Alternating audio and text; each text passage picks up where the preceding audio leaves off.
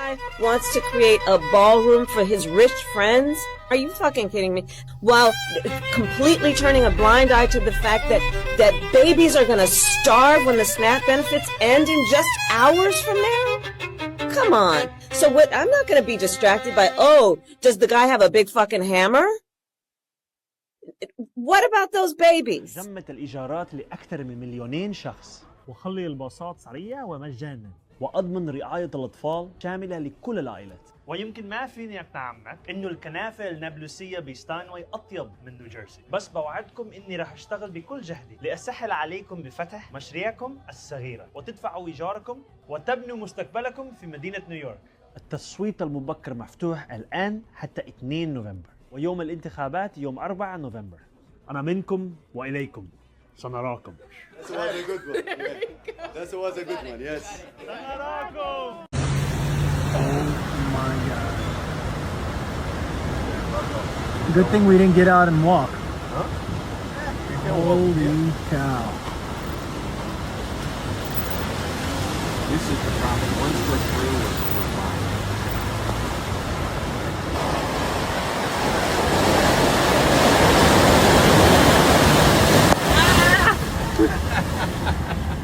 You gotta send me OMG. Holy. Oh my. I've never experienced anything like this before. Cindy, good thing we didn't get out and walk. Oh my god. We would have that's insane. I can't believe you made it. Thank God we ordered a SUV.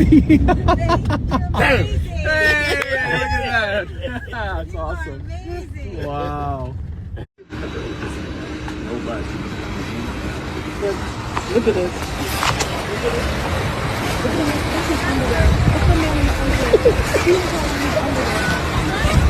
Look what Idlewater is.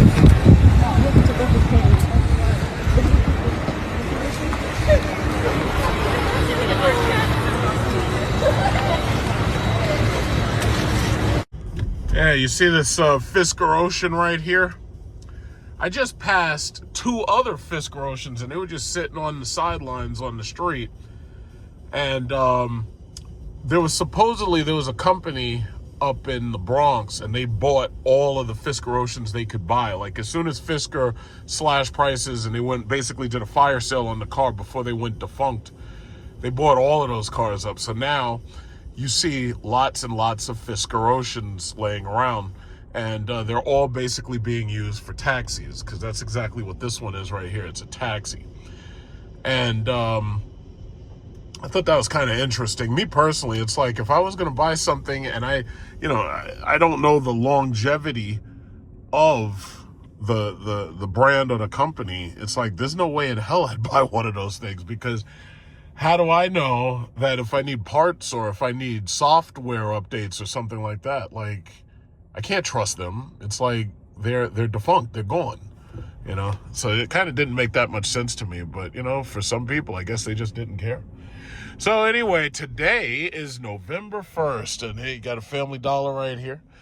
This is November 1st, and we're basically at this point, I guess you could say, everything's calm right now, but as you know, SNAP, those benefits, them SNAP benefits, they've been turned off.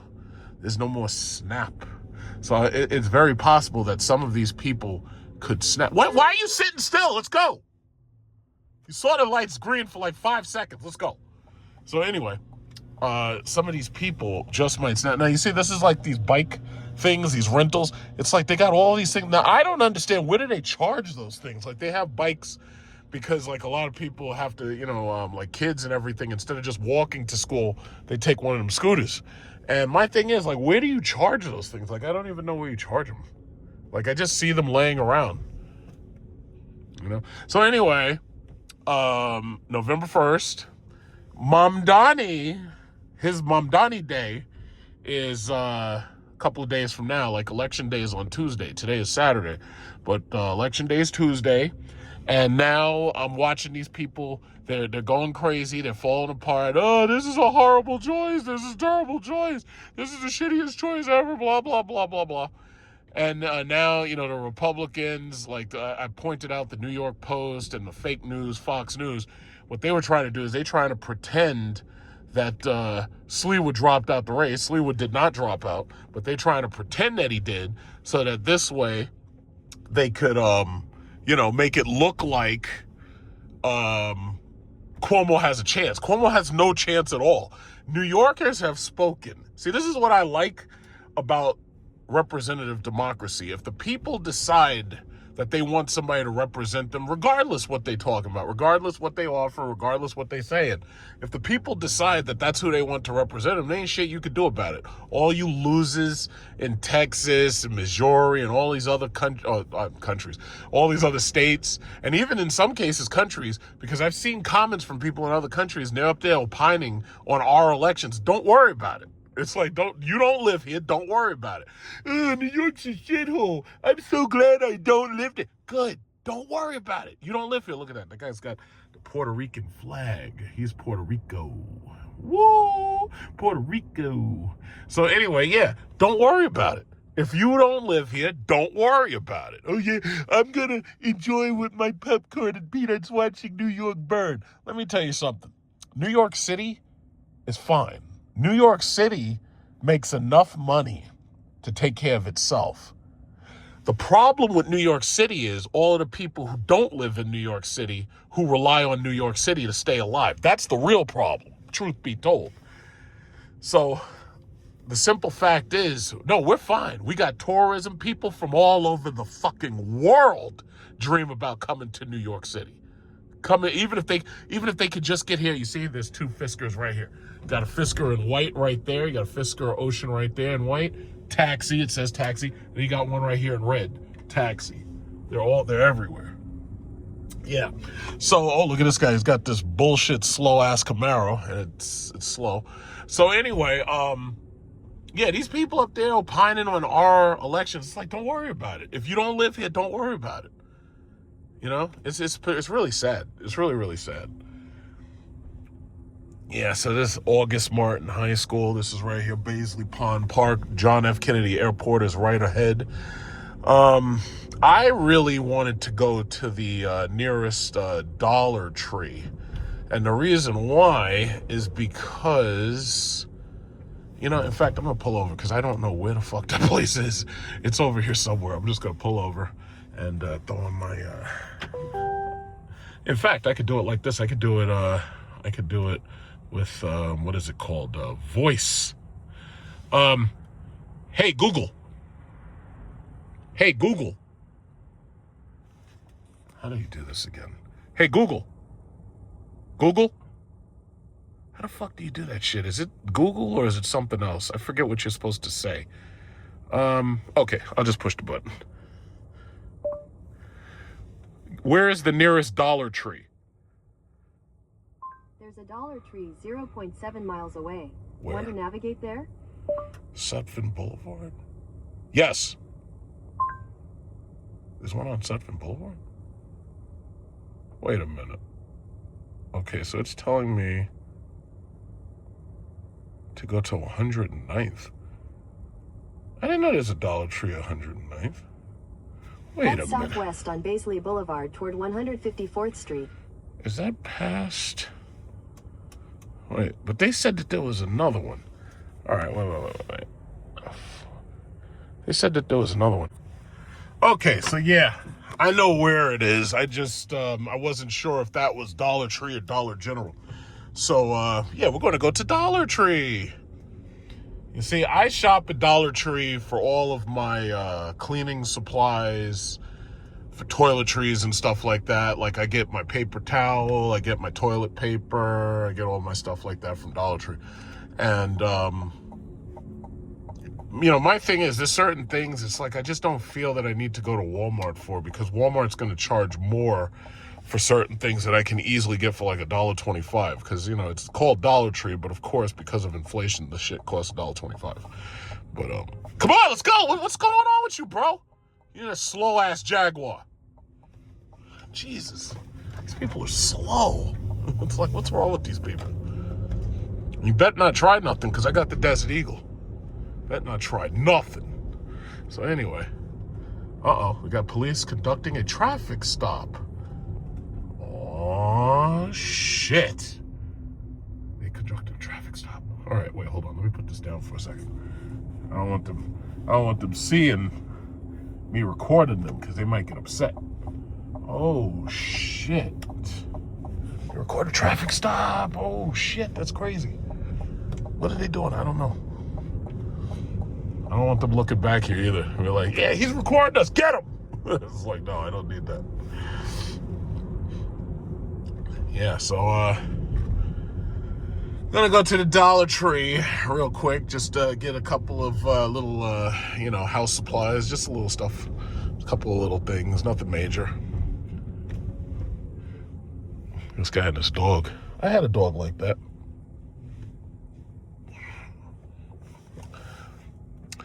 Yeah, so SNAP, what's it called? Section 8 are about to run out. A lot of these people are in serious trouble.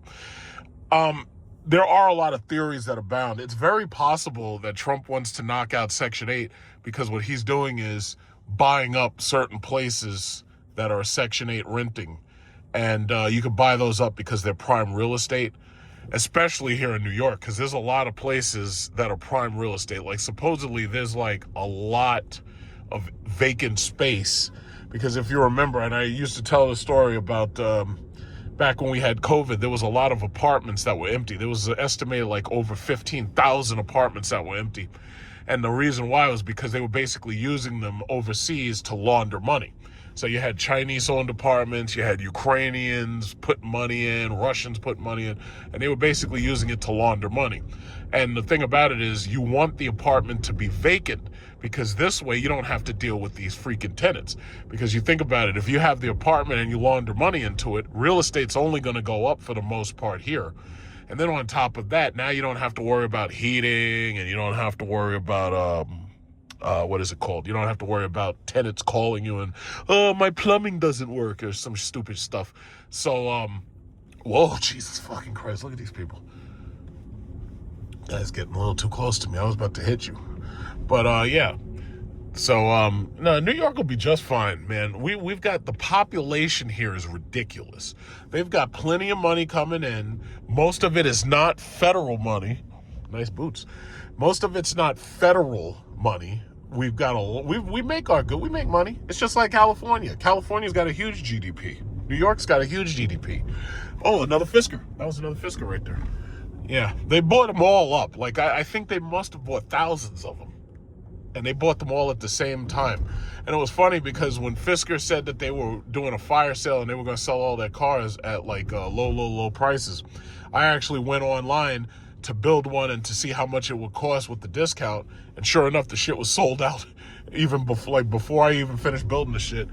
Wow, it was just sold out. Damn, man, it's winter coming. Got some stylish fashions up here.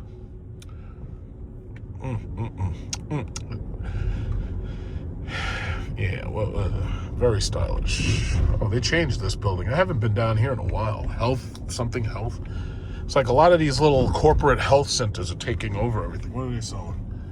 I don't know what they sell. Look at this girl. Haven't been down here in a while. But, yeah, our real estates are okay. We're fine. And see, you also have to remember, Trump's only going to be in office, 3 years? It's like New York, everything, all of our buildings, everything that we do takes longer than that. It's like, we ain't worried about that jerk off. Wait a minute. This is a Dollar General. This is not a Dollar Tree. This is a freaking Dollar General. I don't want a Dollar General. I want a Dollar Tree. Okay, so you know what I'm going to do? I'm not going here. I'll go to another one. This is not what I wanted. What's the easiest way to get there? All right, let me turn around. This is not what I wanted. They said, I asked Dollar Tree, and they fucking said Dollar Tree. That's not a Dollar Tree. All right. Now, they still might, you know what? They still might have something interesting. I don't know. Let's go in there. Watch out, lady. Yeah, let's see how the fuck. You can't even park in these places. It's so small. Oh, I can park here. That's good. Yeah. Oh, yeah, there we go. All right, yeah, let's go in there, see what's in there. Got my shopping bags, my little recycled shopping bags in the trunk. Gotta get those. Okay. Dollar General. Well, you know, I haven't come to the store in a very long time, but what I can say is that they actually have a decent supply of stuff. The only downside is the prices are actually, in some cases, slightly higher than Dollar Tree. What happened? What's that? Oh, that's baby bottle. I know, see, please. I understand, brother. Please. Oh, you need to look for baby bottle. Oh, okay. Sure, let me help you out. Hey, are you voting for Mamdani? You know Mamdani, Zoran? No, brother, I am shopping. Oh, you're just shopping? Yeah. What about election day? You gonna vote for Mamdani? No? Okay, what do you need? You need anti-colic, anti-reflux baby bottle Playtex. Anti-colic. And you want the bottle, right? You want the bottle? Miss, I'm sorry to bother you. He's looking for, I think he's looking for a baby bottle right there. And it's like the anti-colic baby bottle. Where we got the baby bottles? It would be hanging up here if we had any more. You sell baby bottles, right? Yeah, they would be over Okay. So she got some bottles down here. there. I think this is the closest. Oh, look at that one. Look at that one. Because she may not have that brand, but it's How cool. many? $4 something. $4? Oh, this is okay. The bottle, the ones that say $4 are right there, but I see 8. No, that one. That one is good, Because you have a baby. baby. You have a baby. Yeah, I mean, yeah. You see, this is a anti-colic bottle. It's a 6 ounce. What's this? Let me see the bottom. This is 5 ounce. Okay, this is 6 ounce. That's 5 ounce. But your baby can, drink a little bit more if you put a little bit more in. But you wanted a bottle, right? Yeah, that would work. That would work. It's a little bit more expensive. It's like $8 instead of $4, but yeah. I also see some other baby bottles for $4.50. Like you see this one right here. You see that? Which one? That one? Yeah, you see that? Well, not that one. That one. See that one? So that's another one. It's a different brand. Yeah, it's not the same brand. They don't have this brand Playtech. They don't have that. See what I'm saying? So they have different brand name, different name. Okay? Okay.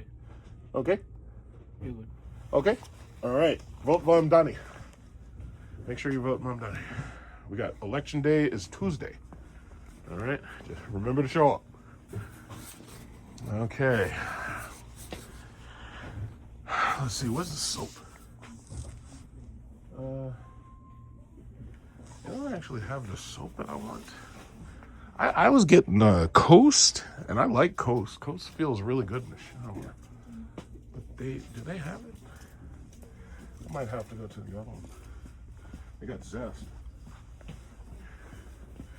Okay, so anyway, that was a short deviation from Target. Let's go back over here and see what... Yeah, these dollar stores are funny though. But yeah, the liquid detergent, you go in these stores now, they gotta lock up the detergent. You got the Tide over there. Got the Tide behind the plastic fence. Let's see. Cleaning supplies. Yeah. See, the thing about it is I like going to Dollar Tree because the spray bottles are cheaper. Like when you want to get like window spray for your car, it's like $1.25. Excuse me, sorry. It's like $1.25.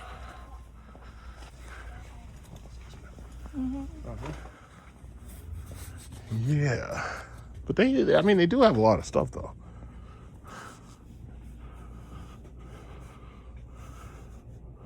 Yeah.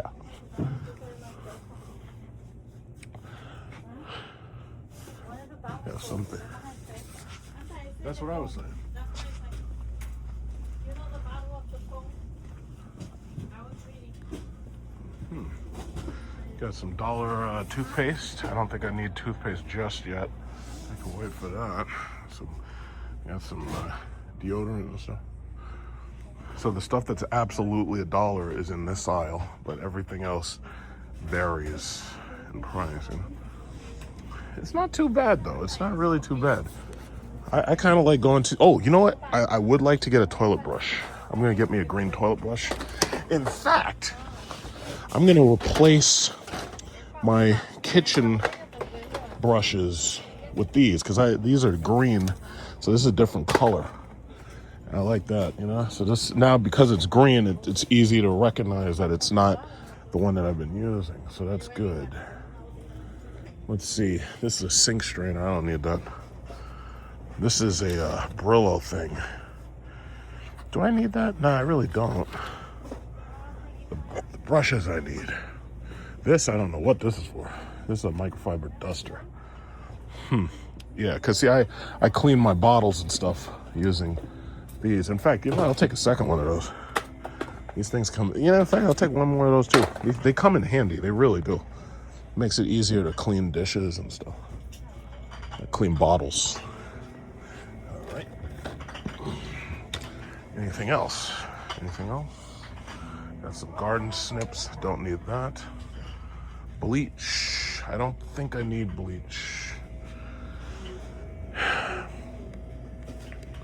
And they also sell a lot of, if you live in an apartment and you just need like small appliances, they sell appliances too. Like these things, these like little pressure, well, they're not really pressure cookers, but these little cookers are really good, especially if you're like in an apartment and you got like a gas stove and it's not that great, you know. I always like going to the dollar store, you know. It's like they always have interesting stuff.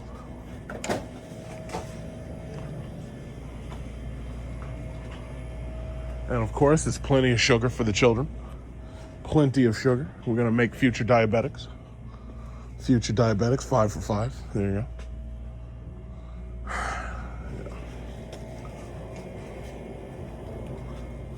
Cran apple, cran grape. Yeah. Yeah, shopping is so much fun.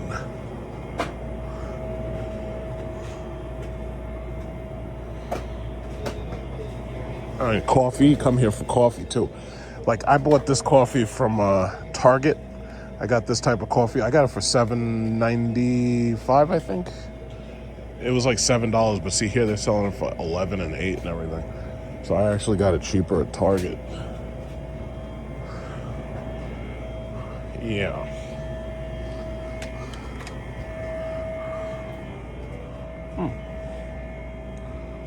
Starbucks coffees. I already had my coffee for the morning. Soda. Cherry lime Sprite. They got Sprite with tea. More and more sugar, more and more junk food. That's what it is. And this is the reason why the minority community, specifically the black community, and you know what? I just reminded myself I wanted to get some of those fruit cups. I got to see where they got that. But this is the reason why the black community, the minority community, this is the reason why obesity is so high. And this is also the reason why, your health is fucked up. This is the reason why you got so much sodium in your blood that you're probably going to suffer from hypertension and kidney failure, possibly have an aneurysm because you're drinking too much salt, too much sugar. I try not to even touch soda. I drink a lot of tea. I try to drink matcha when I can. I try also to stay away from coffee where I can. And I try to drink a lot of water. Like I'll get 0-calorie stuff and add it to water just to give it some taste. Oh, these are good. These blood orange drink, those things kind of are good. They taste pretty decent sometimes. But that's what happens. And the thing, what's sad is all of this food, this fucking sugar, is subsidized by SNAP and EBT. So to tell you the God's honest truth, the government not being able to give you SNAP and EBT is actually good. I was reading a report the other day. They said obesity rates were starting to come down. Yeah, it's because people can't fucking afford to eat junk food. Isn't that a goddamn shame that we live at a point where people are worried about losing welfare because they're going to starve, and yet when the welfare goes away or the prices go up because of inflation, people actually start eating less, and people also have to basically start being more mindful about what they're eating, to the point that the bad things like obesity and heart disease actually start to go away because the food that they were giving us in the first place is fucking poison. I find that to be such a conundrum. But you'll never hear anybody in the real news talk about that, because the real news is fake news. So you'll never hear anybody talk about the conundrum of having access to cheap, unhealthy food. You'll never hear anybody talk about that except me. Not fucking Fox News, and goddamn sure not MSNBC and CNN, because they're all full of shit. I think that's really interesting right there. There's a Wagoneer S. You got Keisha here driving a Wagoneer S. Now, the funny thing is, that Wagoneer S has done basically nothing for the brand, because I think the mistakes they made with that thing is that they made it too small. For one, it's not the same size as a Jeep Grand Cherokee. Furthermore, I think a lot of people who buy Jeeps, me being one of them, I think a lot of us would rather have a gas vehicle than to have an electric vehicle if, buying a Jeep is a priority. Because, see, people who buy Jeeps, they go on road trips, which I don't. People who buy Jeeps, it's like they want a family car, but what they want is they want flexibility. They don't want to have to deal with the charging issues, because America's charging infrastructure ain't the best. I think it's going to get very improved very quickly, and the reason why is because, as I pointed out in my community chat, Google and Amazon, because I knew, when I saw Amazon going nuclear, Amazon's building nuclear power plants and shit, I was like, wait a minute, if Amazon's doing it, Google gonna do it. And if Google do it, like Apple's gonna do it, Nvidia's gonna end up doing it, because the thing about it is they need that nuclear power because they want to be able to drive all these AI data centers. Now, if they're gonna do that, they're gonna also have to have a way to finance that. So what they're gonna probably end up doing someday, you're going to have power delivery by Amazon, power delivery by Google, power delivery by Apple. So your electric bill, like right now, I pay Con Edison here. It's like, nah, your electric bill is going to be fucking Amazon Prime. It's like, that's going to be crazy. And I can see it coming. I just see it. And it's true. You can look in the news. Like, most people don't even know about it because they haven't really talked about it too much. That's the reason why I buy their stock, because I know that those are the stocks of Mangoat. That's Microsoft, Apple, Nvidia, Google, oil, and Amazon, AMD, Tesla, Micron, so forth and so on. And the thing about it is, all of these tech companies are gonna go as far as they can go, and they want to make sure that they're so diversified that nobody can screw with them.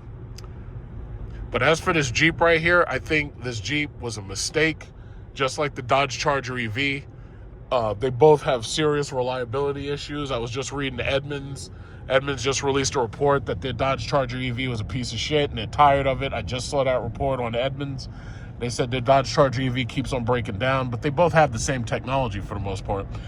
But what I did like about this Jeep was this was one of the few electric vehicles that you could get that had heated, ventilated seats in the front and the back.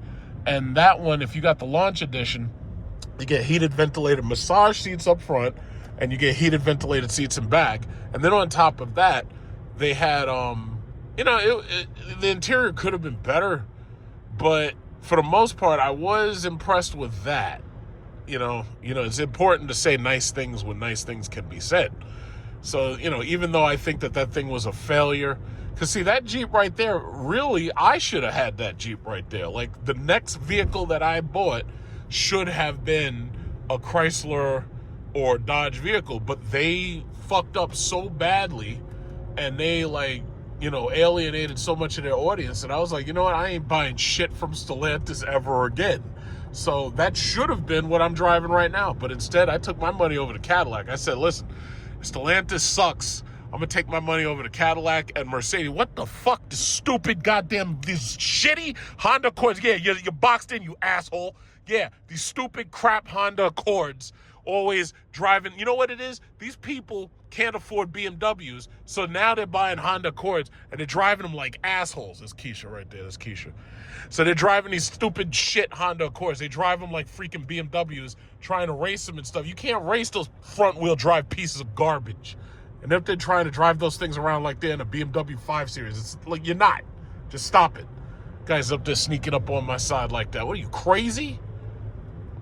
Man, these people are something else, man. Yeah, I'm going to let you get over. Okay, I'm going to get over. You get over. Come on, let's go, goddammit. Let's go. All right, so anyway. This guy must not be a real New Yorker. He doesn't know how to drive. Oh, it's Keisha. Oh, it's Keisha. No wonder. I was trying to... You know, when there's a shitty driver in front of me, and I get really annoyed, I have to pull up and see who it is driving. If it's a woman or if it's like an old person, I just demilitarize at that point. It's like, you know, at first I was really angry and going crazy, and then I see them driving this like a woman or an old person. I'm like, oh, okay, well, that explains it. So, you know, I lose the anger like right away. You know, that's kind of weird, but that's how it is to be a New Yorker. Because when you're driving, there's a lot of stupid people on the road driving. When there's a drop of rain, everybody forgets how to drive. Everybody drives slow and shit. But, you know, as soon as I see them, as soon as I take a good look at them, I'm like, oh, it's an old person, or, oh, it's a woman. It's like right away, I'm like, oh, okay. Well, that explains everything. Goddamn slow-ass Hondas. Stupid Lexus. But anyway, that's that. So, yeah, I mean, so far... November 1st, we're doing pretty good. I haven't seen any collapse of society just yet. I guess I'll have to keep on waiting towards Tuesday. So Zora Mamdani is going to get in there. And I'm going to be watching Fox News, eating my popcorn, watching them screaming and yelling about how Muslim extremists are getting into key positions in America. Ilhan Omar, Talib. These people are racists. That's what they are. They're racists. And I love calling it out. I love the pushback. You know, because you know how they have that saying, hit dogs holla? When you call these racists out for their racism, then you get these fucking comments from stupid people. We gotta really stop calling people. No. We ain't got to do shit. I call it like I see it. You can do what you do. I do what I do. Okay, thank you. We really got to stop saying that. No. We ain't got to do shit. I do what I do. You do what you do. Just that simple. But these people, and it's sad because they're so obvious. And my favorite part, when they got caught with that racist shit in the GOP staffers, they got caught, oh, I love Hitler and all this. They're talking about all this Nazi shit. And I'm like, waiting to see, okay, so what are they going to say to defend this? And sure enough, JD Vance, oh, well, they're just kids. They don't know it. Man, when I was a kid, we talked that way. I'm really? You did? Oh, okay. Oh, good. Thanks for letting us know. But the thing about it is these people are shit. And they're racists. Just like I keep calling out Elon Musk. Elon Musk is a racist, anti-Semitic Afrikaner. That's what I'm calling him. He believes in apartheid. Every single time something happens, especially if it's like a white girl, he's on X posting bullshit. If we don't do something, society, like that's the reason why they're so scared of Zora Mamdani. It's because when they look at Zora Mamdani about to win the mayorship, then they get them Elon posts about London, and London has fallen and all this shit. And now, first of all, the UK still got that royal family over there, and they're dealing with a child sex predator right now. And that's the royal family. It ain't got nothing to do with Muslims. Prince Andrew, I believe. They had to kick this guy out of the royal apartment because this guy's a child sex predator. Yeah, But Elon didn't post that. He didn't post that. He's up there posting about Mohammed the mayor. He didn't post nothing about Prince Andrew. I didn't see no post about Prince Andrew. But he posted about Mohammed the mayor.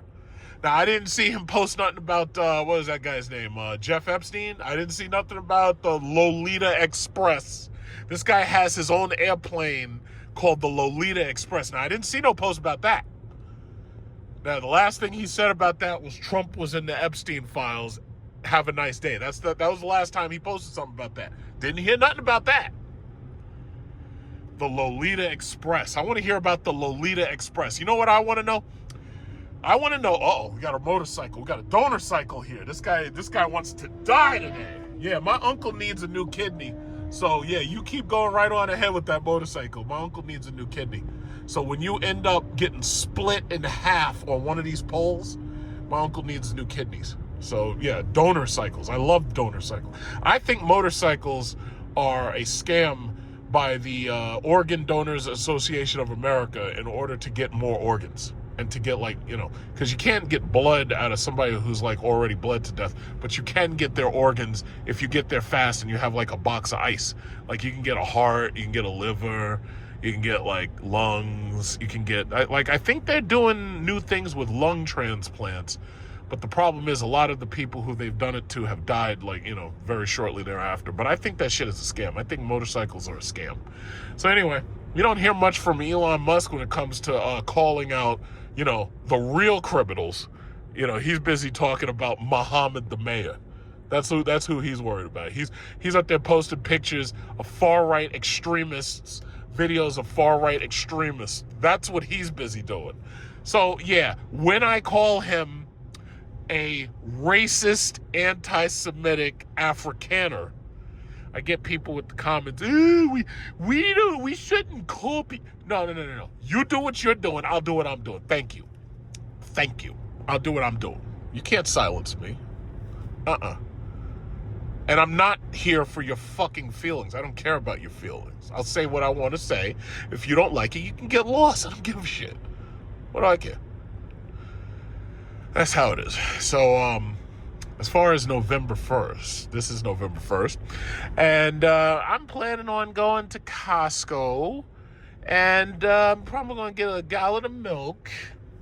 Might go to the dollar store that's over near Costco, because I have a dollar store that I like going to, because there's still a couple of things I want to get. Like, I like getting my cleaning products from the dollar store because it's only $1. And, you know, if you go to like Walmart or something, they're going to charge you $2.95 for the same shit you bought for $1, because they have to pay these wages for these workers. They got to pay them union wages and shit. But there's that. Probably if they have a car meet tomorrow, Cars and Coffee, I'll probably go to that. My car is 149 miles range left, so I should charge it, but I'll probably charge it tomorrow morning. And that's about that. It's a nice cool day, a nice calm day. We got fall in New York, beautiful. Very nice, right? You see the trees, they got no leaves on them. Looking good. But, as far as these people with this EBT and the Section 8 and shit, right? I like it to that story about the 3 little pigs. So there's 3 little pigs, and they were warned that the big bad wolf was coming. So when we say the big bad wolf, we're really talking about a really fucked up economy or bad times, right? So they were warned. They were told the big bad wolf is coming. So the 3 little pigs had a chance to build their houses. And they had to build their houses basically to withstand an attack from the big bad wolf. Now here's the problem. They got a Durango sneaking up on me. A freaking boring ass fucking Hemi Durango. Who's this guy? So anyway, the 3 little pigs, one of them built his house out of straw. Straw is like, like little thin piece of wood, right? And the middle little pig, the second one, he built his house out of slightly thicker twigs. So the big bad wolf goes to the first little pig's house, knocks all that shit down, and eats his ass. And then he makes pork gravy and pork nuggets out of that little pig, right? So that little pig is dead. He's eaten.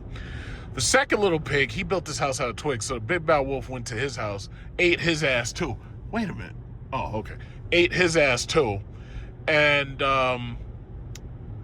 he had pork nuggets, pork gravy, pork ribs. He had a good time eating that little pig, right? Now, here's the thing. He went to the third little pig's house, but what he didn't know, the third little pig was a little pig that, prepared because he took that threat seriously. He said, okay, so somebody's coming to get me. I'm going to take that threat seriously. I'm going to take it as seriously as possible, right? So this little pig, third one, he built his house out of bricks. And then he went to the gun store. He bought himself a Desert Eagle. He bought himself an AR-15. He bought himself a Scar 20. He bought himself a 357 Magnum. And he bought himself a 1911 45 ACP, right? So Big Bad Wolf goes to that third little pig's house. Ain't nobody seen that Big Bad Wolf in a long time. That Big Bad Wolf has been listed as missing. People are saying, listen, if you've seen this wolf, we're looking for him, but we can't find him nowhere. And, you know, the authorities went to the third little pig's house. And he was like, hey, have you seen this Big Bad Wolf? And he was like, no, I ain't seen shit. I ain't seen nothing. I don't know nothing about nothing.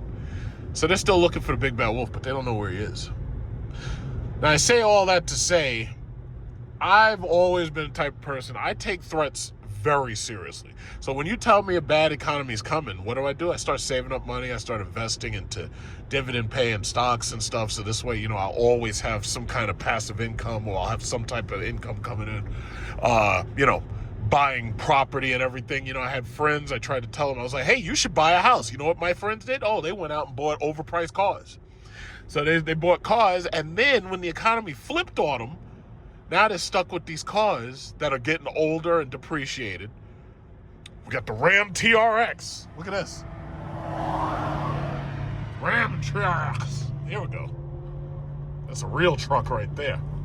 So I tried to tell my friends, I was like, yeah, you should buy property. So right now, they're still living in their parents' house with their kid, and they're living in their parents' house. I got other little friends living in their mama's basement. One of them, you know, he's a dude getting married, but living in mom's basement. You ain't buying no house out here. The market's fucked. The Federal Reserve decided that they're going to lower interest rates. Donald Trump said, oh, yeah, Powell, you're too late. You're too late. You're always too late, Powell. Too late, Powell. What Trump was trying to do is trying to force the Federal Reserve to lower the interest rates so that the national debt, $38 trillion, can be refinanced at a lower rate. Otherwise, it becomes damn near impossible to pay the national debt, because we're at a point where the national debt is costing like $1 trillion to service. So that's what that was all about. So when Powell wouldn't budge, what did Trump do? He started threatening people, started threatening Powell, looking for dirt on Powell. He was threatening the black woman on the Federal Reserve. He was threatening Lisa Cook, she had 3 houses and she filed them as primary residences, and she's crooked. She quit. So this is what they do. And it's so obvious this is what they do, but the fake news doesn't report on that shit. They don't report on it. But long story short, when I know that bad times are coming, I prepare. When I knew gas prices were going to be crazy and gas was uncertain and everything, did I go out and buy a gas guzzler? No. I went out and bought an electric vehicle and saved as much money on it as I could. Got me all types of discounts and rebates. Can you get those same discounts and rebates right now? No. I got free charging on my shit for a whole 2 years. Can you do that now? No. We stopped offering that because people like Big Truck, he was taking advantage of it, so we stopped offering that shit. And that's the thing. It's like these people, they knew that sooner or later the government was going to start making cutbacks. I mean, the European governments did it a while ago. They called it austerity. It's like, that was the warning, and y'all didn't take that shit seriously. You should have taken it seriously. Now you're in a situation where you're worried about Big Daddy government taking away your welfare. You know, it's a damn shame. Your welfare card, your welfare check. Oh, but what about the children? The children got to eat. It's like, well, all I can say is I think there's emergency funds, but the government's shut down. So good luck getting to them, you know? It's ridiculous. Absolutely ridiculous. And you got this idiot Johnson. Oh, it's the Democrats shut down. Nobody believes that. The only people who believe that are the same people who voted for your ass. No, nobody else believes that shit. When they look at the people in power and they're like, wait a minute, those aren't Democrats. It'd be like, nah, if you're in power and you're in charge, then you solve this. And, you know, nobody believes that bullshit. It's like, come on. How stupid do you think? I mean, everybody is pretty stupid, but how stupid do you really think they are? They're quite stupid. I will give you that, but they're not extraordinarily stupid. Oh, what's that? Holy shit! What is that? What is that? Oh shit! What is that? What is that right there? I can't see it too well. That's like one of those experimental small aircrafts. Either that, I can't really see it too well. It's got a V-tail. I don't know what that is. And it just took off from my airport, Farmingdale Airport. That was pretty cool. I wish I could have seen that closer. But it was a V-tail. I couldn't see its tail number. But that was pretty cool. Yeah, so these people are doomed. These people are in serious trouble, man. These people are in serious, serious trouble. But, you know, it looks like things are just, you know, flowing. Things are moving okay. You know, it doesn't look like society has collapsed just yet, you know. It doesn't look like it. It doesn't look like it. It looks like things are moving along. Things are moving along. So I'm going to go do the rest of my shopping. I'm going to go charge my car. See if I can get to the car show. You know, see what's popping. And then I'm definitely gonna have some coverage on election day after Mamdani wins. You know, it's not when he swears in, but when he wins, because I'm gonna be watching Fox News laughing my ass off. And that's that. And see, you know, it's also funny. I think it's funny, a lot of these people, because right now we're in Long Island, and these people, these are all the type of people who'd be trying to elect Sliwa. Because the funny thing about it is all of these people hate Cuomo. Because out here, this is Long Island, these people are the ones that you're talking about where, oh, my mom and my grandmother, Cuomo put them in a COVID house and they died and all that shit. It's like these people hate Cuomo. So these people, a lot of them work inside the city, but they hate Cuomo. They hate him. I mean, they hate him real bad. And, oh, look at that Mustang. It's orange. I don't think it's very fast, but it's orange. So, yeah, these people hate Cuomo. These people like Sliwa. And they damn sure don't want to see Mamdani in there. Because you got to understand, these people work inside the city. They live outside the city, so they can't vote. That's the beautiful thing. All of them lay up in their underwear with a beer watching Fox News. That's all they do. And when it's not Fox News, they're watching sports. And that's all they do. So they think they know everything because they think that they're being well informed. They're idiots. And the simple fact is they don't affect the New York City election. The New York City elections are very, very specific about who affects them. New York residents affect the New York City election. So these people have no say. And they're pissed off because they know that from now on, once Mamdani wins, they're going to have to drive into the city every day just to make money because there ain't enough jobs out here. And they know it's true, and there's nothing they can do about it. My thing is, listen, guys, if y'all hate it that much, move out to Ohio or some other fucking bullshit, boring-ass state that nobody cares about. Go out there. Go to freaking Illinois or something. Go to freaking Nevada. Nobody cares. We've got everything that we need right here to be sustained. So if you make the mistake of selling your house, I'm going to buy your house and you're never coming back. And I will rent your house to an imam who pays on time. I'm going to put his ass on direct deposit and he's going to pay me on time. And every morning we're going to do the call to prayer and he's going to give me my money and that's it. And you'll be out there in the cold in fucking Canada or Ohio or whatever. I don't care. And you'll be freezing every morning. Oh man, I wish I never left New York. But they ruined everything. They everything went down. They ruined everything. I could care less. I honestly don't. But just a couple of days. I almost hate the fact that I have to wait a couple of days to watch these people losing their minds. I wish I could get it now. It's like on demand, you know, but I have to wait. I have to be patient. Unfortunate, but I have to be patient. It's coming though. Yeah, here's the next Dollar Tree, so I'll go there. What the fuck are they waiting for? They going to Adventureland? Where are these people going? I guess they are going to Adventureland. Oh, they are going to Adventureland. Oh, they must be having Oktoberfest up in there. Oh, wow.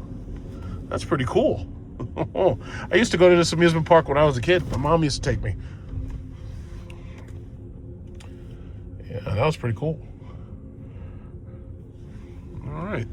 Got Adventureland. It's a Wagoneer. Interesting color. I'll park right there in the middle. I don't really want nobody parking next to me, but I ain't gonna be in here that long. Just gonna go in there and grab a couple of stuff, a little cleaning stuff.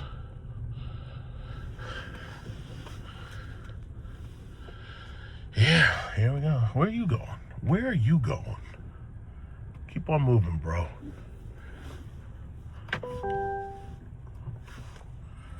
All right. So here I am at the charging station, Target, as you can see. So we got 1, 2, 3 lyrics right there. Charging, we got 3 silvers. So you got 1, and then you got mine over there on the left. And you got this other one right here. With these other 2 got the little wheels. These people don't option their cars to the max, do they? But very windy. Very windy day out here. And I did all my shopping. I went to Costco, the Dollar Tree. I went to Target already. And did all my shopping. So basically, I'm just a couple of minutes from finishing my charge. I was on the phone. I was talking to one of my friends. This is the thing about these single women. Y'all have got to disconnect those goddamn fire extinguishers. No, not the fire extinguishers, smoke detectors. So I'm on the phone with her every freaking interval. Beep, beep. And now it's like a racist trope at this point that women have these goddamn smoke detectors and they leave those things on. And even the battery is telling you, excuse me, I'm dying, and you're not doing enough about it. It's like ridiculous. It's absolutely ridiculous. It's like a racist trope at this point. But did all my shopping, just waiting for Tuesday. So we got Tuesday coming up. We got Super Tuesday. See, look at this. See, this is the Model Y. That's the reason why those things sell. I gotta say, those things with the white interiors are pretty cool, but that one's got a black interior right there. That's the, but they're pretty okay. It's just too bad you gotta buy from Elon Musk. Nobody wants to buy from that grifter. That guy's a felon. It's a grifter. Nobody wants to buy from that asshole. But I'm trying to enjoy the last couple of weeks that I have a free charge, and after this I'll be charging at home. No more of these videos. Won't be able to enjoy being out here charging no more. No more of these videos. I'm gonna be at home in my bed. My car's gonna be outside charging. The only difference is now I'm gonna have to pay for it. But it's not that bad. I think every single recharge, if you wait till 7 o'clock at night and recharge the car, it comes out to like $12 for a full energy recharge. So that's not too bad. All right, I think this guy's finished. Okay, great. This guy's finished, and this is perfect. So when this guy is gone and this car pulls in, I'll be able to take a picture of 3 lyrics simultaneously, side by side. But fantastic, awesome. Hurry up. So anyway, yeah, it's not too bad out here. It's just windy. It's about 56 degrees. I was just listening to my favorite radio talk show podcast and stuff, and I was just listening to the guy who's talking about supposedly, if you look in the AP, they put a story that America literally was trying to kidnap Maduro from Venezuela. And we literally were telling pilots, it's like, yeah, if you fly Maduro here, we'll kidnap his ass and you'll be a hero. And the pilot was like, fuck that, I'm not doing that bullshit. He was right. Well, how you gonna try to kidnap a democratically elected leader and shit? Why is this person sitting still? The guy is going. You're supposed to pull in. What are you doing? Let's go. What are you doing? Come on. Come on. Let's go. What are you doing? What's this guy doing? Well, this is why everything takes so long. It's like people don't move when they're supposed to. I don't know what this guy's doing. Why are you... What is this guy doing? Unless he's trying to wait for this other plug. I don't know. What's this guy doing? What is this guy doing? Hurry up. If you get in there now, you can start charging, because I'm not... What is this guy doing? What is this guy doing? I don't know. I don't know what this guy's doing. This guy's like waiting for something. Look at this guy. He's running. He's running because Mamdani's about to win. So he's getting practice right now running. This guy. Yeah, but as for these stocks, man, I'm really surprised that we haven't hit down 50,000. Whoa, what's that? Oh, shit. That guy got the Urus. He got the bright orange Urus. I like that color. Look at that. Got the bright orange. Those Uruses, it's funny because you can get those used for like 180. You get those cars used for like 180, maybe less. That's pretty. That's pretty. That's a nice color. Yo, what is this guy doing? You could be in there charging right now. What are you doing? I don't know about this guy. So that guy's got a car just like mine. This person got a car just like mine. I don't know what this guy's doing. It's like, hurry up. Oh, and at the end of this week, I gotta go see Predator Badlands. Gotta go see the new Predator movie. That's gonna be fun. I don't know what this guy's doing. Oh, okay, so this guy finally woke up. And he decided, yeah, let me get in there. Let me start charging. This guy finally woke up. What's this guy doing? This guy's up there like sleep. This dude is asleep. Dude, what are you doing? What are you doing, bro? Here you go. I'm about to leave because I'm just about done. I'm at 98%. But here you go. This is one of those moments where you got the Cadillac Lyric takeover right here. So we got 4 in a row. We got black, silver, silver, and silver. Look at that. And they got that little silly Hyundai over there looking at us. Like, how come we let these Lyrics take over, man? That's right, we took over. This is a takeover. All right, so just very quickly, I want to read this article that was published, and it's called Fact Checking a Viral Chart on U.S. Food Stamps Recipients' Race and Ethnicity. Now, considering just 2 days, we'll be electing Zohran Mamdani as our next mayor. I don't mind reading it from Al Jazeera because I think I'll be watching Al Jazeera a lot more frequently once he's our mayor. So, anyway, it says U.S. Department of Agriculture data reveals most recipients are white, U.S.-born citizens followed by minorities. So why am I bothering to read this? Well, because, it was November 1st. So there's a lot of memes and there's a lot of bullshit online. It's like, oh, yeah, well, the majority of the people taking welfare of various forms are illegal immigrants and minorities and whatnot. So the simple fact is, before I even looked at this article, I looked at the actual data, which you can look up yourself because the U.S. Department in the government, they actually literally publish these statistics. The Department of Agriculture, they publish this stuff. And it's data and it's statistics. And I know every single time they want to start talking about per capita crime, they point towards the data and the statistics. So let's look at welfare in America. Let's see what that looks like. Now, mind you, I haven't taken any of this shit. I have never seen a food. I don't even know what food stamps look like. Never seen a food stamp.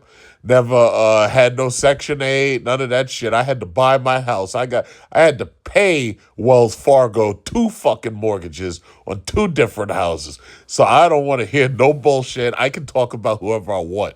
So anyway, with millions of people in the United States at risk of losing access to the federal SNAP, also known as food stamps, from November 1st, a viral chart has claimed to show the majority of the nation's food stamp recipients are non-white and non-citizens. Oh, really?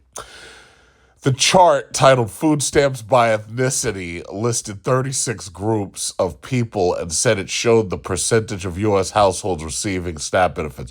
So, I already saw it, but basically, it's coming up. It says the groups were labeled by nationality, and that's the mistake they made. Nationality does not mean ethnicity. It also doesn't mean race either, because race is some shit they made up based on skin color. It says such as Afghan, Somali, Iraqi, along with the racial groups white, black, and native. The chart appeared to show that Afghan people were the largest group receiving SNAP benefits. Yeah, okay. At 45.6%, followed by Somalis at 42.4%, and Iraqis at 34.8%. White people represented on the chart with the U.S. flag were third to the last at 8.6%. So anyway, let's go on down so we can actually see what this meme looked like. So it says the general. It says, yeah, as you can see, it says food stamps by ethnicity: Afghan, Somali, Iraqi, Dominican, Caribbean. Like, I have no idea. And of course it's on X. Of course it had to be on X because X is full of shit. It says the source is 2025, the Personal Finance Wizards. I have no idea who they are. And it shows white all the way at the bottom below Chinese. What? Ecuador? So, food stamps by ethnicity. This is ridiculous. This doesn't even make sense. So, anyway. But you already know it's bullshit, right? So, if you go back to the article, let's see. According to the most recent USDA data available from 2023, white people are the largest racial group receiving SNAP benefits at 35.4%. African Americans are next, making up 25.7% of recipients, and then Hispanics at 15.6%, Asian people at 3.9%, Native Americans at 1.3%, multiracial people at 1%. The race of 17% of participants is unknown. The same report found that 89.4% of SNAP recipients were U.S.-born citizens, meaning less than 11% of SNAP participants were foreign-born. Less than 11% were foreigners. Of the latter figure, 6.2% were naturalized citizens. 1.1% were refugees, and 3.3% were other non-citizens, including lawful permanent residents and other eligible non-citizens. While large shares of the groups listed in the chart may receive food stamps, they are certainly a tiny share of the households, and spending on SNAP and Tracy Roof, University of Richmond Associate Professor of Political Science. Survey data shows an incomplete picture of SNAP benefit. I think you see what I'm getting at. I know you can read the rest of this shit yourself, and also the U.S. government has plenty of data that you can pull down. But the simple fact is, for these people to start whining and crying, oh yeah, well, SNAP benefits to minorities and the non-whites, and it benefits the illegal aliens. Well, obviously that's not true. And the U.S. Department of Agriculture basically is telling you it's not true. So just so you know, these are the people who are going to be hurt the most. Mamdani, are you going to vote for him? Look, the bottom line is very simple. I have a good relationship with him, and we're continuing to talk. Well, the vote is on Tuesday. What are you going to do? So here we are. It's another nice day. On my way to the car meet, Cars and Coffee. And it's cold. This morning, what was it, like 48 when I woke up? Right now it's 55. The sun's coming up. We've turned our clock back. It is 9:52. Normally it would be 10:52. So we turned our clock back an hour, and on Tuesday, we're going to turn our mayor back, too. We're going to turn our mayor back. All right. So, yeah, you know. That's the one thing I do appreciate about these Cars and Coffee, because otherwise I would absolutely be at a loss for content, because other than that, I would only be covering, like, articles. You know, so... It's amazing how things have, like, shifted. It's like, you know, we went from having lots and lots and lots of, you know, fun car content to, like, none. Thanks a lot, YouTube. But see, YouTube, this is partially because of them, because what they've done is they've banned all of those videos that were coming from these people, and rightfully so. The people who were doing these takeovers and shit, they've banned all of that. So they've made it so that takeovers, street racing, all of that shit's basically banned now. So these dudes who thought that they were just going to go out and buy a fast car and they were just going to make content, that shit is over. It's like, you're not doing that no more. So the sad thing about it is, you know, it's funny, I was listening to, like, people like Peter Schiff, and he's not the only one. People who've noticed that they've been shadow banned. And a lot of people like Filipina P, Peter Schiff, I've seen so many of them finally realizing what YouTube has been doing. You know, they call it the algorithm, but I really don't believe it's an algorithm. An algorithm would imply that it's a computer program that is recommending and not recommending stuff. No, I'm pretty sure there's solid flesh and blood people behind this. And I'm pretty sure of that, because when you look at what's being blocked and you look at the people who have a lot of subscribers, but their subscriber counts are basically frozen. No, there's more to it than just an algorithm. There's more to it than that. Because frankly, you would think that the system would be like, how do I maximize views? How, you know, if these people are really popular and their channels are popular, you would think that the system would be focusing on maximizing their views. It's obviously not. It's not focusing on maximizing views. It's focusing on controlling content. That's what it is.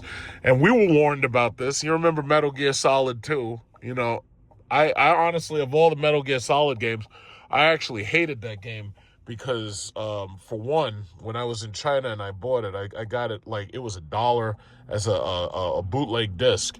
And the game was in Japanese.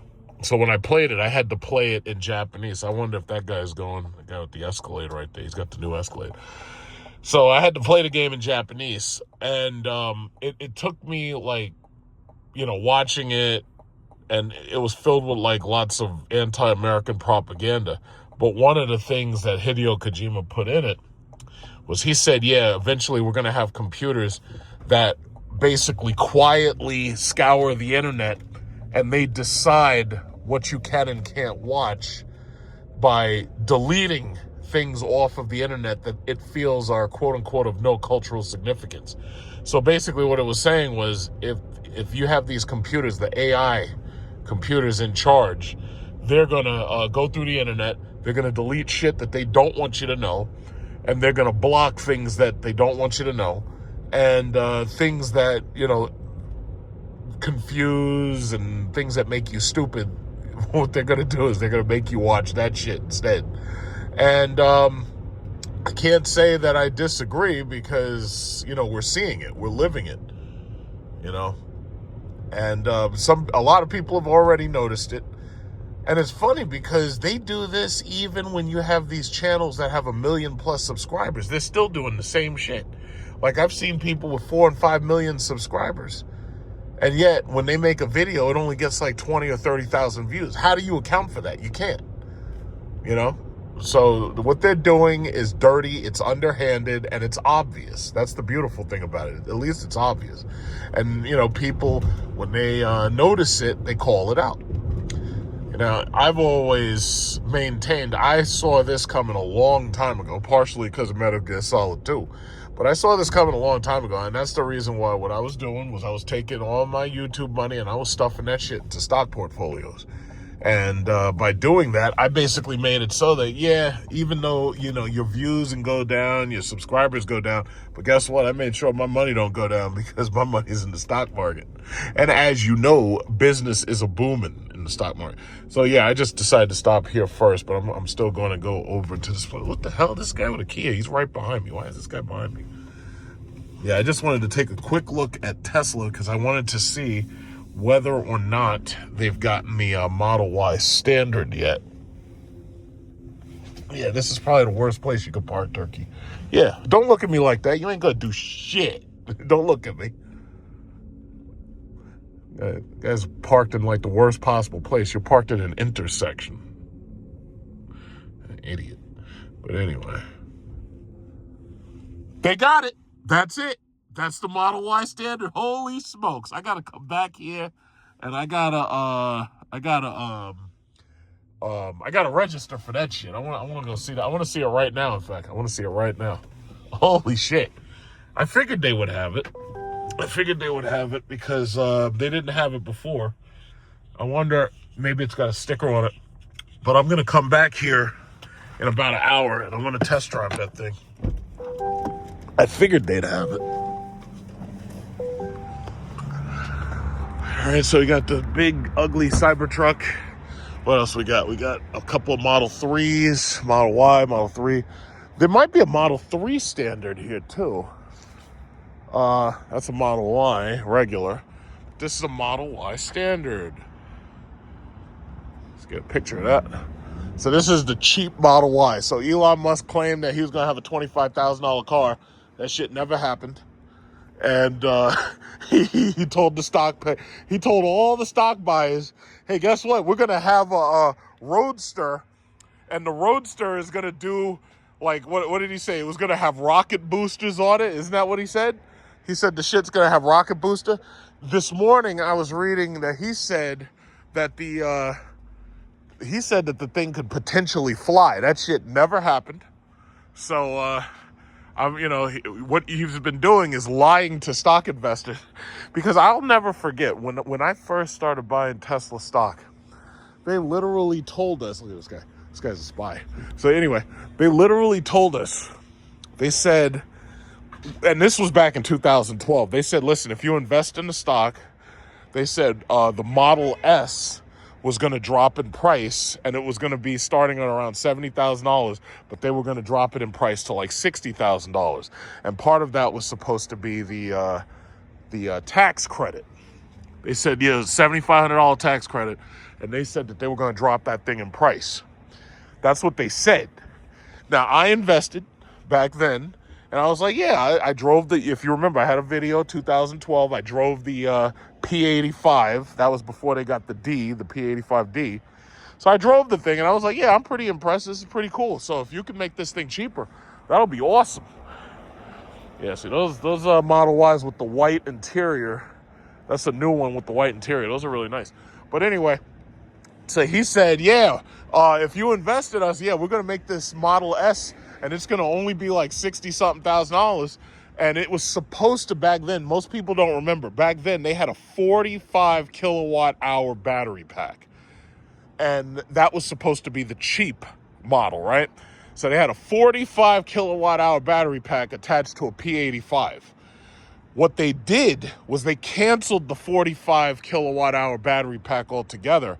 And then the price went up beyond like $75,000. The price of these things like skyrocketed from there. So the smart thing that they did do was they got the Model 3 and the Model Y together, and then they put those out, and those became the affordable models, right? But then Elon Musk was promising, oh yeah, well, if you invest, we're going to have a Roadster, and the shit's going to have rocket boosters and all this bullshit. And sure enough, people invested. That Roadster, now they just started talking about it again. They're like, yeah, where's my Roadster? And you got people trying to cancel their orders because they had to pre-order the damn thing. And Tesla demanded that money up front. That was back in 2017. These people are still waiting for that shit to this day. It's 2020. We're 2025 going to 2026. So the bottom line is, they promised, Elon Musk said, oh yeah, we're going to have a $25,000 model. So this is it. This is supposed to be like 45 or 40 or something like that. And he said, yeah, we're going to have like a $25,000 model, but that never came. So with the tax credit now gone, I don't know how long it's going to be till we actually get the $25,000 model. But see, my thing is, you don't want to make this thing cheap. You don't want to make this cheap. You want to have all the shit in it that you expect to have, and you don't want to, because these cars barely have anything in them. It's like it's seats and a steering wheel, for God's sakes. It's like there's nothing in them. It's like, my thing is, like, even that roof, the roof is glass, but what they did was they were like, oh well, the glass roof causes echoes, so we're gonna cover that shit up with cloth. It's like, wait a minute, how the fuck you giving me a glass roof and I can't see out of it? Yeah, that shit is crazy. That shit is crazy. That less is more, man. That shit is crazy. Like, how do you get away with that? How do you get away with that? I don't know. I do not know. That is crazy.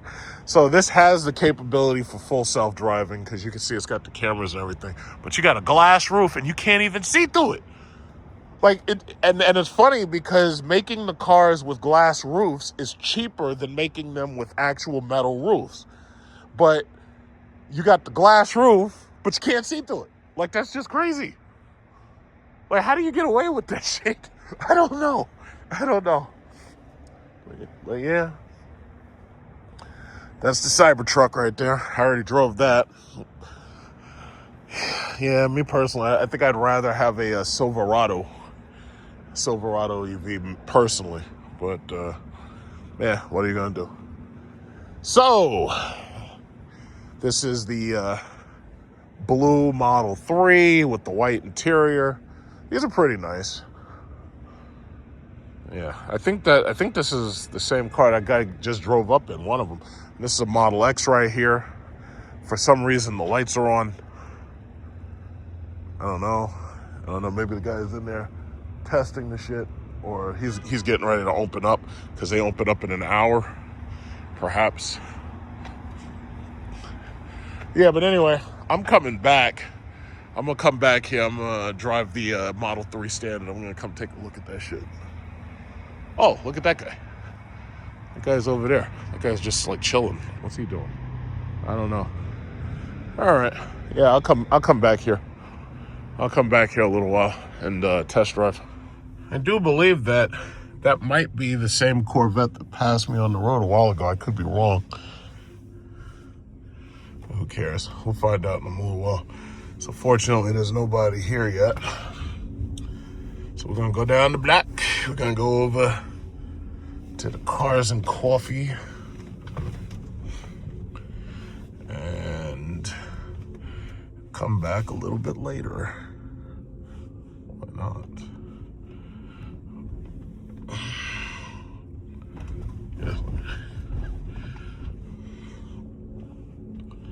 Yeah, this place opens in about an hour from now.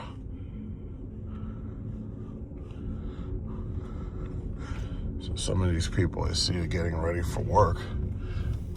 Ooh.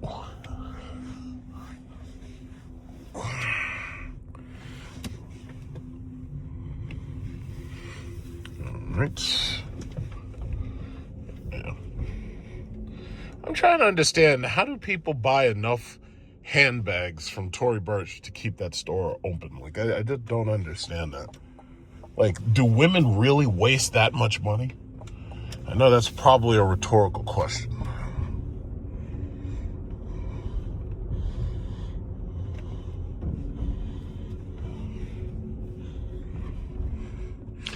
Yeah, Lucid right here. Big Gravity.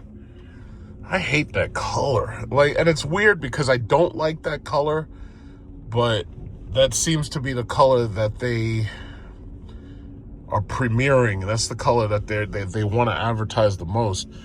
And it doesn't look bad. It's just I don't really like it.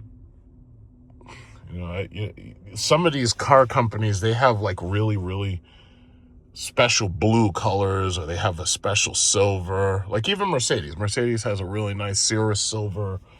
You know, they have the China blue. Even BMW has really nice blues. You know, but that green, ugh, I don't like that. But, you know, and I've seen some cars that look really good in green. I can't really think of any, but I've seen some. Oh, all right. Okay, so you got the cops over there patrolling, trying to make the rich people feel safe. Gotta make rich people feel safe. That's what it's all about. I had to, oh, look, these guys, Aston Martins and Jaguars. I was explaining to my mother, like, you know, because everybody, the sad thing is, if you watch liberal media, it's like, oh, the rich are getting richer and the rich are getting richer than ever before and everything. And I had to explain to my mother and I had to explain to my father the same shit. Because they always like hearing me talk about it, because basically hearing me talk about it is like a logical, you know, I guess you could say conservative viewpoint that they otherwise wouldn't hear. But I was like, yo, listen, yeah, you're right. The rich are getting richer. Because you have assets, your assets are appreciating.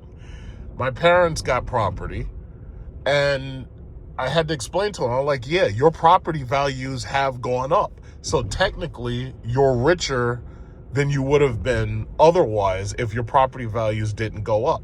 So you're benefiting from this too. Like, despite the fact that I understand you hate Trump and I know you hate him, I understand why you don't like him. But my thing is, regardless whether it was Trump or Biden, since 2020, people who've held whatever assets they hold, real estate, stocks, whatever it was, as long as you held those assets, I'll even go so far as to say, even if you held Bitcoin, I'll go so far as to say, if you held that shit since 2020, yeah, you've gotten richer. And I had to explain that to them, and then they were like, you know, yeah, you're right. You know, I didn't think about that. I was like, yeah, you know what? That's why you should elect me president next. You know, because, you know, I get you to think. But right now, you know, you've got everybody screaming, oh, there's a dollar crisis, and everything's coming to an end, and there's going to be a deep recession and all that. And they very well might be right. But the way I see it is the only thing you can really do is whatever hard assets you have to basically hold them and weather the storm. If you already have a house to live in, you're fine, because you don't really have to buy another house. You can just hold the house you have and do your best to keep it standing. If you already have a car, you're fine. You don't need to buy another car. It doesn't matter what you got.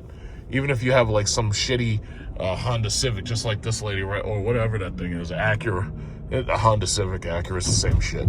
So anyway, even if you have one of those, all you got to do is fix it and keep it running and maintain it and all that. So as long as you have assets, you're okay. The problem is the people who don't have assets. The people who don't have, those are the ones who are screwed, because they're going to have the most trouble buying anything. They're going to have the most trouble buying cars. They're going to have the most trouble buying houses. Ooh, we got some shit out here today. Okay. What we got in here?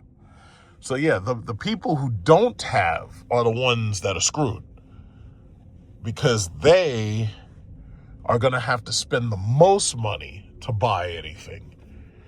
They are going to be at the mercy of credit and all of that. Like, they're going to be at the mercy of those systems, because the sad reality is they just don't have it.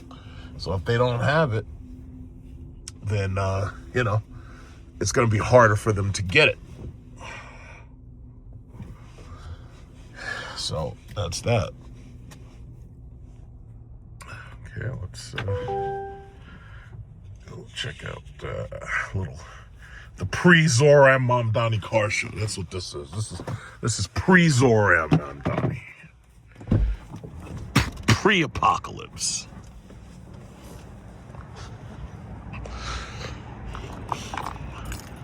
Yeah.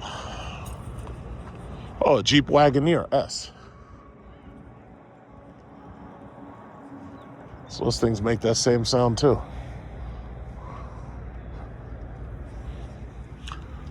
Oh, he's just coming to shop.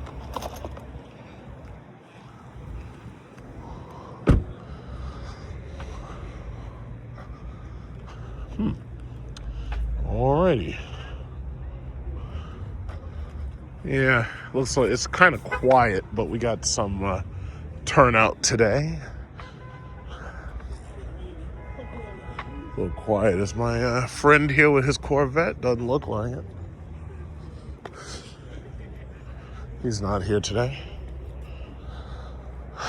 Take a quick look around, chill here for a little while, then I'm gonna head over to Tesla. Oh, this guy's got the hell? Yeah, see, he's got those doors like from the McLaren F1, but the McLaren F1 had central seating. So that set the McLaren F1 above everything. Oh, it's right-hand drive, huh? So Sarah, yeah, I've seen these before.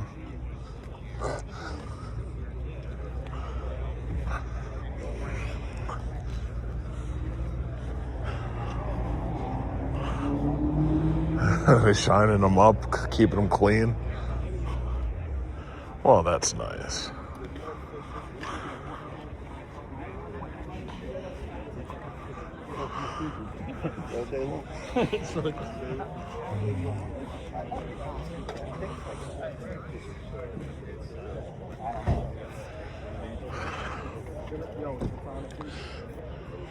Mm-hmm.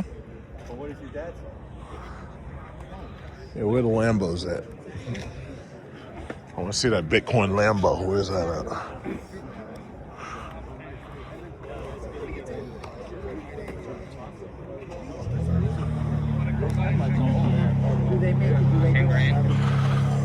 I haven't seen this coin that long.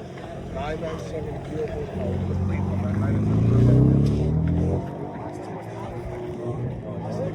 Oh, yeah, okay, I remember this guy. This guy had the Revuelto. And he went to the, No, wait a minute.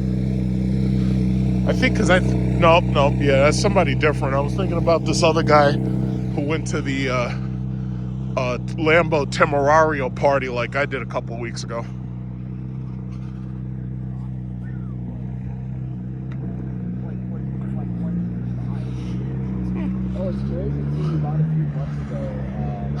Yeah, I think that's an Aventador S, but I know it's an SV, but it has the S wheels on it, or at least the wheel caps.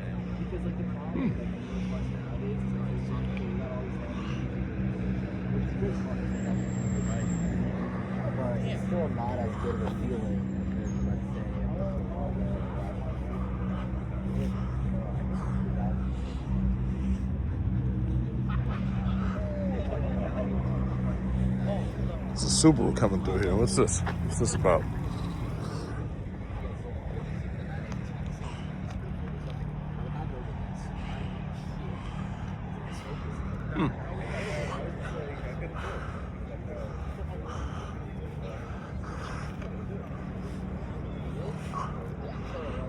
Ryan Friedman. 516-888-9000. Never heard of him. Well, maybe I visit him. I don't know.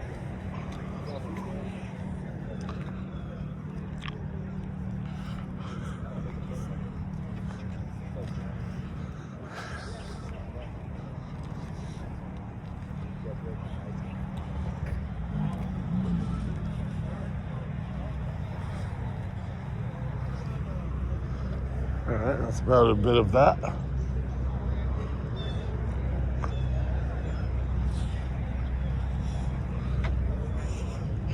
It's amazing. Not a single Bugatti. Not one. In order to see Bugattis, you got to go to Connecticut, or you got to go to like the Hamptons when they have car shows out in the Hamptons. It's like they don't even bring those things around here. It's like we're you know, it's like, come on, man. If I was a dealer and I had one of those things, I would show up to some of these car shows with that thing. But it's almost like they're afraid to drive it. Okay, this is 720S. Yeah, definitely.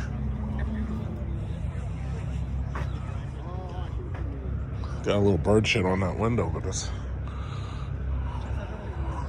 It's forgivable, huh?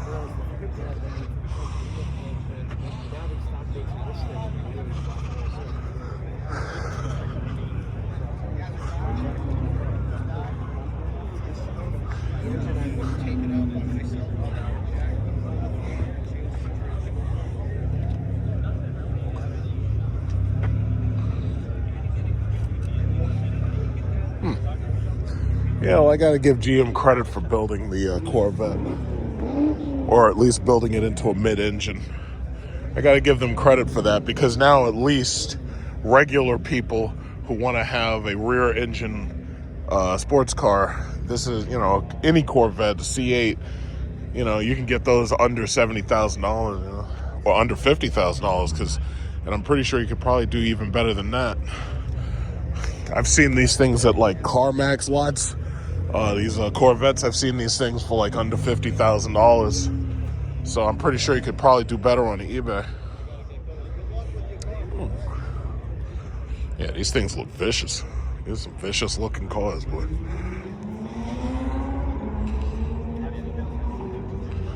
Yeah, these things are vicious.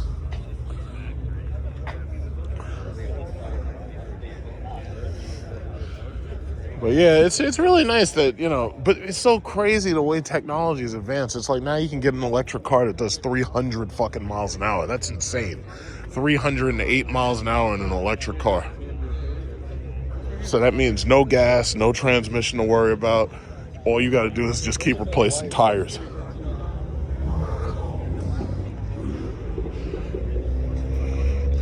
So it's funny because we're actually very lucky in that we've got technology that allows us to own something like this at $50,000 or less. That's just amazing. This is a weird color. So this is a, wait a minute. This is a, oh, it's an E-Ray. That's the reason why I've never seen it look like this before. This is the E-Ray. I knew there was something special about it. Like, I was waiting to see somebody who has a ZR1X, because I heard that they were marking those things up so much that the markup was like $190,000. In some cases, you're paying like $500,000 for a ZR1X. I'm like, that's crazy, bro. It's like, listen, I don't need to flex that bad. Oh shit, he got in an accident. That's a hell of a scratch. Wonder how much it costs to fix that scratch. God damn. Man, that scratch would make me not even want to drive this thing. Because I'm really anal about, like, you know, scratches and shit. It's like, if I get a scratch like that on my car, that car got to go back to the shop. I ain't driving it. That's a nice car, though. I like that color. I would never buy that color, but I do like it. It's interesting. It's different.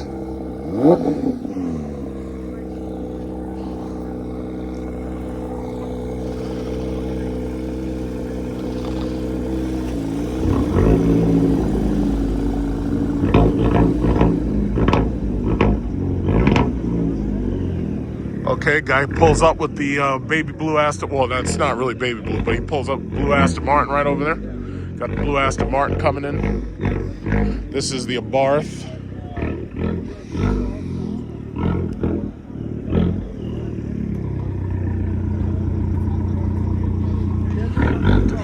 The Aston.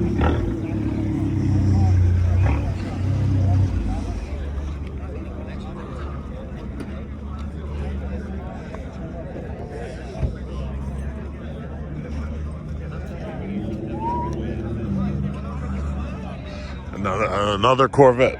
That's the Corvette. I know those are going to sell well because of that, the mere fact that there's like nothing else that you can buy that has that mid-engine for less than $100,000. That's pretty.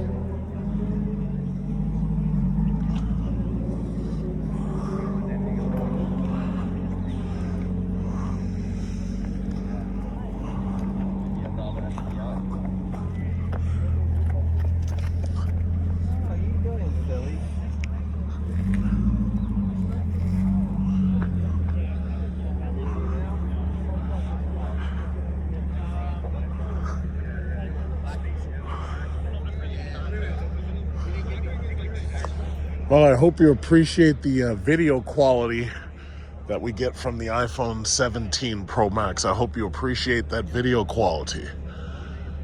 You know, this phone is already paid for itself. It was what, 2000, I think with tax, I think it was like $149 or something like that. But I already made that money back. What you've probably noticed is that I make my videos like really long, you know, like hour, 2 hour, 3 hours if necessary. And that's partially because with this 2 terabytes of storage, it's like I'm not worried about length anymore at all. I'm not worried about it because I have a full terabyte of storage to work with.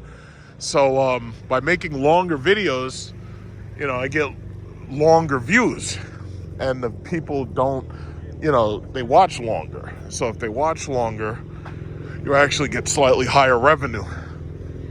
Because YouTube is doing everything in their power to screw us up. And, you know, I'm not even worried about them, man. Because it's like, I don't even worry about them no more. I think it's disgusting, their business practices, but I don't even worry about it anymore. You know, I'm going to be making my same videos in the same exact way I do it. And I'm going to be in Vietnam, I'm going to be in Cambodia. Because that's the tour. Okay, so we got Vietnam coming up. Got Cambodia. We got Bora Bora coming up. What else? After Bora Bora, Fiji. Going to go to the Fiji Islands. Like Charles Darwin. I'm gonna be like Charles Darwin. I'm gonna be out there. Go to the Galapagos. I was thinking about wanting to go to Palau, but Palau is like not a lot there, but I don't know. We'll see what happens. Because in order to go to Bora Bora, I have to go to this place called, what is that place called? Papiat or something. Because it's part of French Polynesia. So you have to fly from New York to California, and then you got to go from California to Papiat, and then you got to go from Papiat to Bora Bora. It's that MC20. From the side, I thought it was a Ferrari or something. I think I might go into Starbucks, see what kind of new drinks they got. If they have a new drink, maybe they do. GT3 RS. Everybody want that thing. It's like,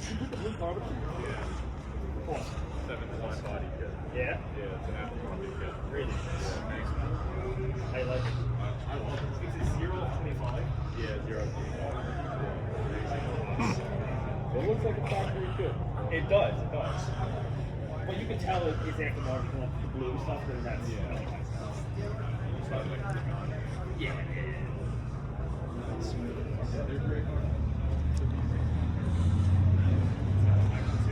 I always liked the Maserati GT. Like, I sat in it. I liked it. And that was years ago. That was like back in like 2018, 2019. But I think I'm beyond these things. I think that phase of my life, you know, gas cars, I'm done. I just, it's just too much to bother with. Now, I'll tell you, if I had like serious, ridiculous amounts of money, like I'd do like Shaq. I would actually custom build a car, you know.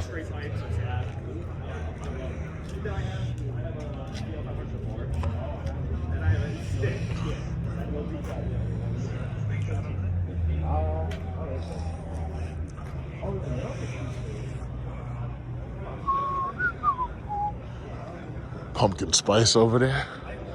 I might try something.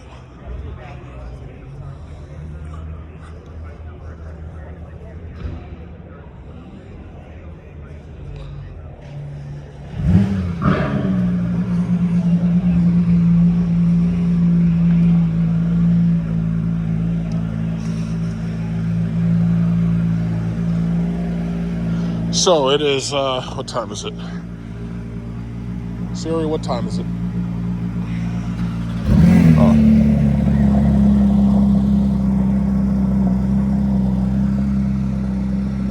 V12 Vantage S.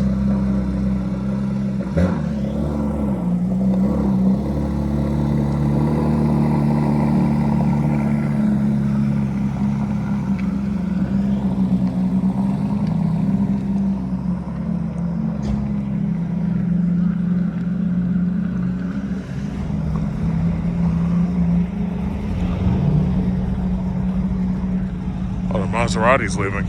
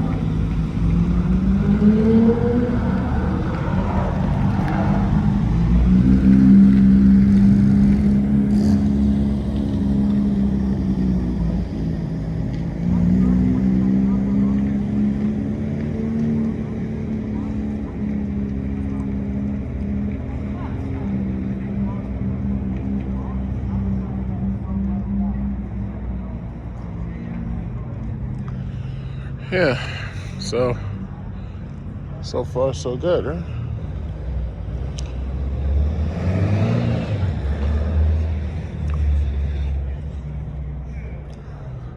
Yeah, but I'm definitely excited. I'm going to go back over to Tesla. I'm going to drive that Model Y Standard. Oh shit, cops hanging out right there. The cops just waiting. They just waiting for us to mess up. As soon as they hear revving, they come right on over. Get you. But you know what? I have to say though, you know, this Cars and Coffee meet has been very disciplined. There hasn't been any overly obnoxious revving. There hasn't been any racing accidents. There hasn't been any burnout, like destroying the ground. I'm not sure. Nobody, you know, and it's weird because there's no organizer. Nobody organizes this. Everybody just shows up. So they've actually been very disciplined. They haven't caused any problems. They show up before Macy's opens, and they leave as soon as Macy's opens at 11 o'clock. So for the most part, there's really no complaint because, you know, Macy's doesn't lock their gates or anything, and there's nobody getting, you know, charged with trespassing or anything. So it's been pretty good. You know, it's been pretty good. So as long as everything keeps on going the way it's going, that's good. But you know what, the sad thing is, I'm looking around and like you see these buildings, it's like these buildings, you could tell that these buildings probably used to be some type of luxury boutique or something like that to go with Macy's. Like I would think that if there's a Macy's here and a Starbucks, it's like, you know, you would put some type of handbag or women's accessories like shoes or something in one of these buildings. Even, I'll tell you like this building right here would even be a nice building for a men's warehouse, like a suit store or something. But as you can see, you know, a lot of our stores are closing. There's a cops that get in that car right there. You know, a lot of our stores have shut down, especially since the pandemic. A lot of these businesses have shut down, you know, because I mean, this is a nice building right here. Like if you bought this building, you could put something really nice in there. It could be an Italian restaurant. I don't know what it used to be because I don't really know what that used to be because I can't make that out, like what used to be up there. There used to be something up there, but this would have been a really nice spot. I mean, this is just a really nice spot, and you got parking for days. You know, this would have been a really nice spot. You know.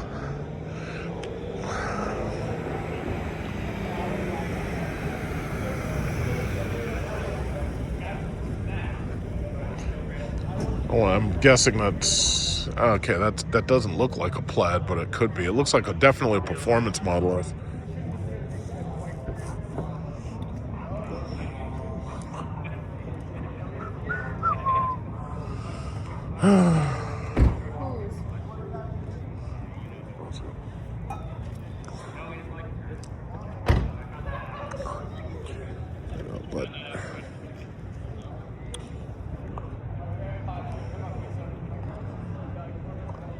But yeah, it could have been a nice building right here.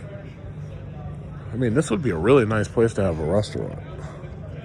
Like an Italian restaurant or something like that. This would be really nice. And I think that last building right there used to be a bank because they actually have a drop box thing like on the side of that building. Is the Lambo trying to leave? I think the Lambo's getting ready to go. I got this Audi here. This Fiat Alfa Romeo over there. Quadrifoglio. So there's two Quadrifoglios. There's a red one and now there's a black one. I think the red one is right over there. Yeah, that's it right there. Beyond that yellow car. Got the Alfa Romeo Quadrifoglio. I think I'm gonna go into Starbucks. See what they got popping in there.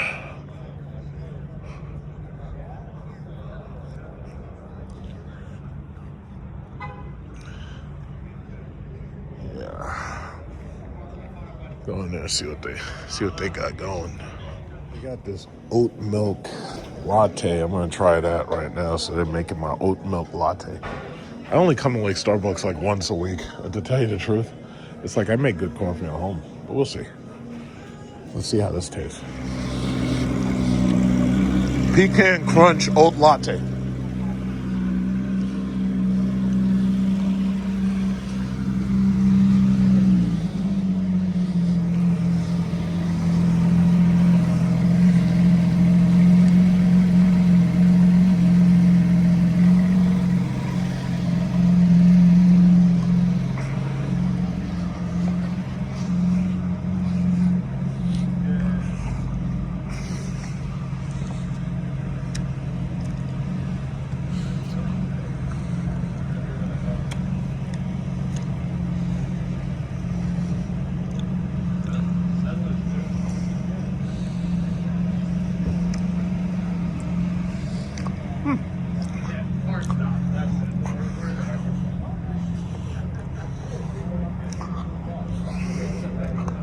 Yeah, I guess he didn't show up today.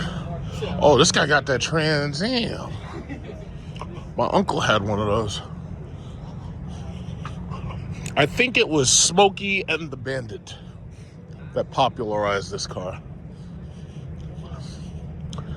No, wait a minute. He's got Transformers things on there. This might be a Camaro. I don't know why I thought it was a Trans Am. Yeah, this is a Camaro. It's just old.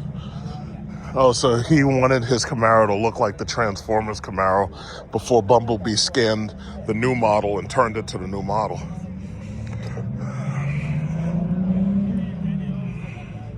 Interesting.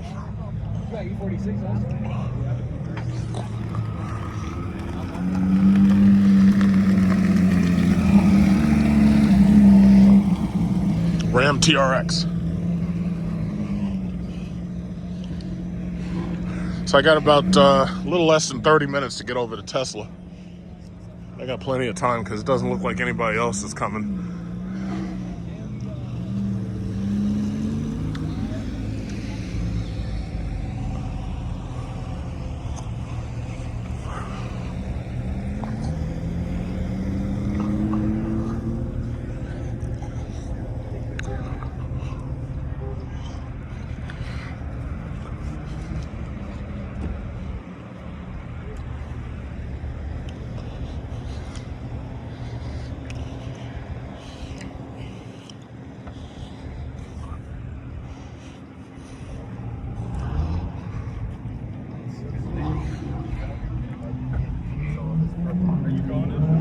I'm gonna use this as a thumbnail. Oh.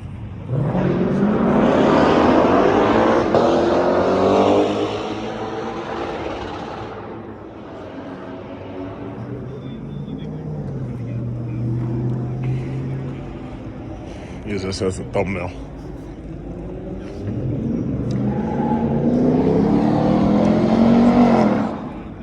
It's the TRX.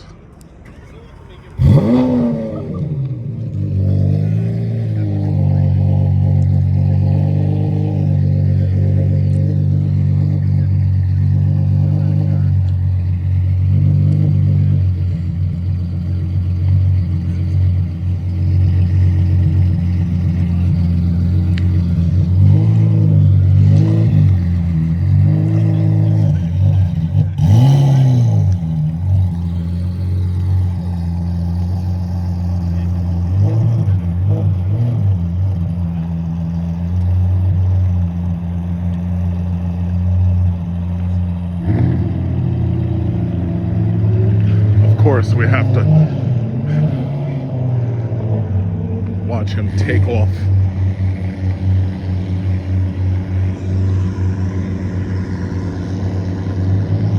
That blue McLaren is leaving too. Jesus Christ. You see, it's shit like that. That's the reason why we got the New York Safe Act, the Sleep Act. And that's the reason why they're giving people $1,000 tickets in the mail. That right there. That fucking gunshot fucking exhaust, yeah? They're gonna make that shit so illegal. It's and when you do it, and the cops come and they take your card and pound that shit, what are them governors? Crushed. Here it goes. Oh! Holy shit. Yo, that's fucking just crazy. Yeah. Yo, that is crazy.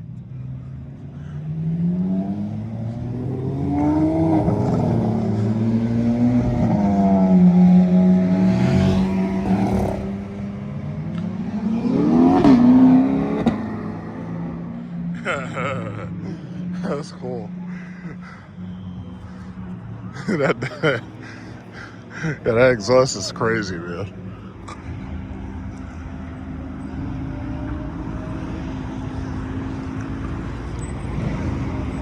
So we got about it's 10:49, so I got about 10 minutes. So I'm gonna go over to Tesla. I'm about to walk back over to my car, go over to Tesla in a minute. And about to do it. I'll wait for these guys to leave. Then I'm out of here. This pecan crunch oat latte, it's not bad. I had them change the oat milk for whole milk. I was like,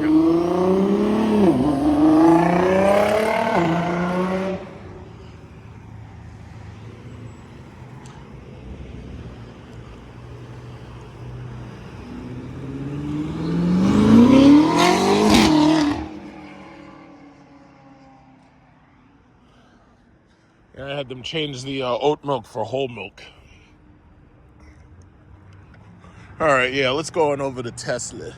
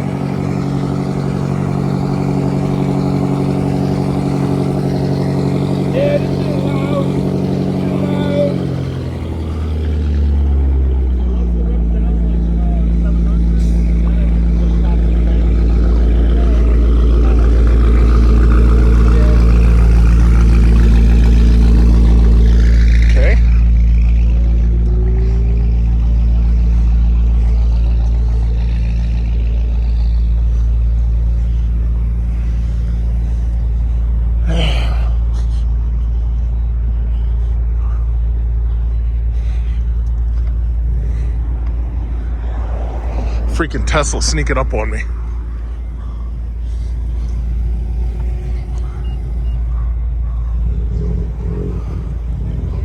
Hey, is that a CT6?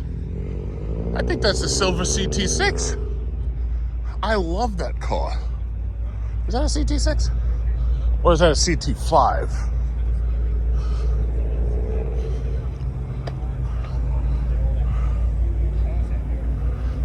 No, it's a CT5. No, that is a CT6.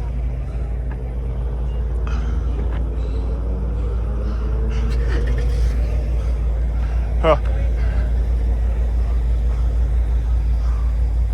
She should have put this in the car show. Yeah. I like the silver CT6. I really do. But Cadillac, they could have made that car. They could have made that. If I was in charge of GM, that CT6 would have been a fucking S-Class killer. But fucking Cadillac, they gotta fire them people up there. I really do like that car, but it's just not what it should be. It's like they didn't put enough in it. Like they did a good job with it, but they discontinued the shit. They didn't give you a V8 when you wanted it. They waited. They didn't give you the Blackwing engine until way later. You know, it's like some people are determined to fuck up. Got this guy right here with the white interior on his Tesla. I like the white interiors on the Teslas. I do.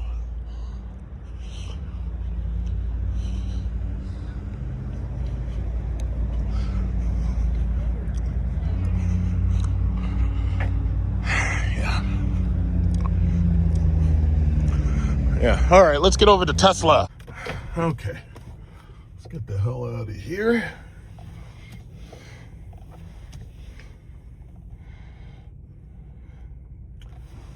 All right, let's head on over to Tesla.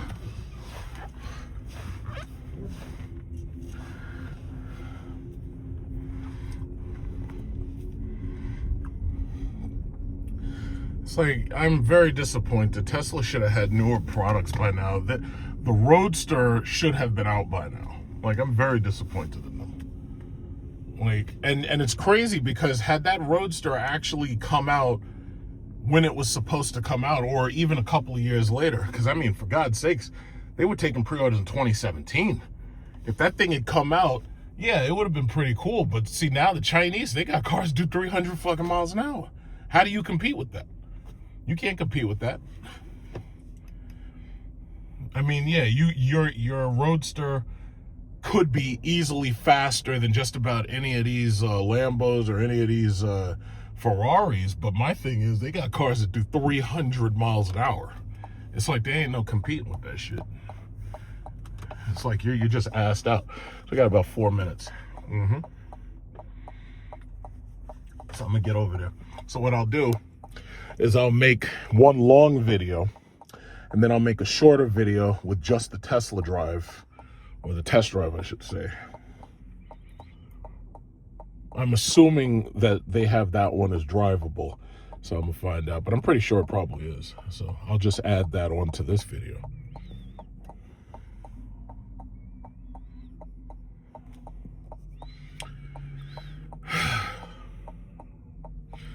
This Corvette here.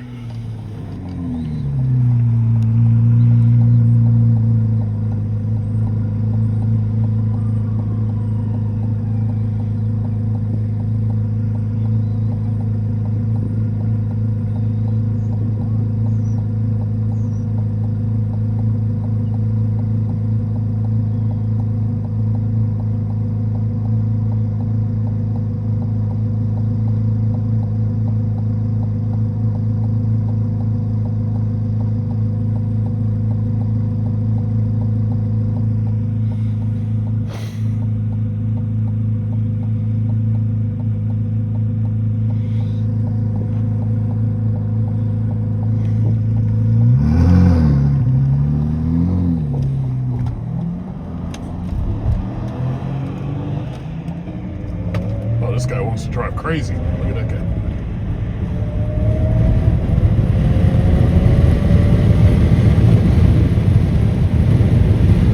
This guy, he was up there skidding all over the road a second ago.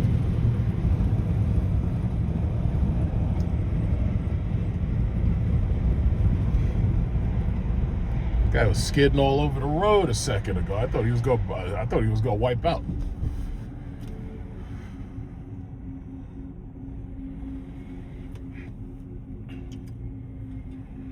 Got cops on both sides of the street. What are they waiting for? What are they looking for?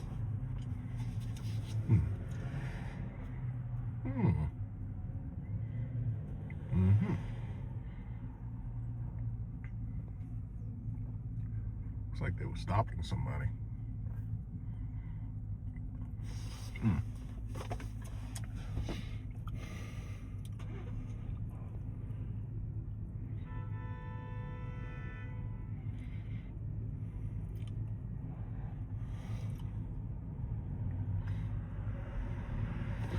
Do you realize that you ain't supposed to be driving on that freaking part? I don't know. These people are... And then when you get into an accident, it's all... Or they want to blame somebody. That's okay. I just caught it on video, though, so if the police are interested, it's like, yeah, that's on you.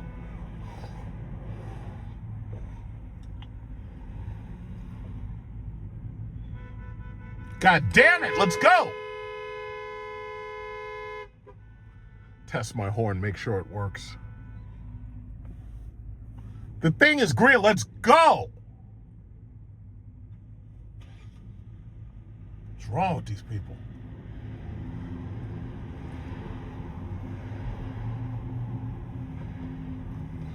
Oh, for the love of God. Come on, guys. Come on.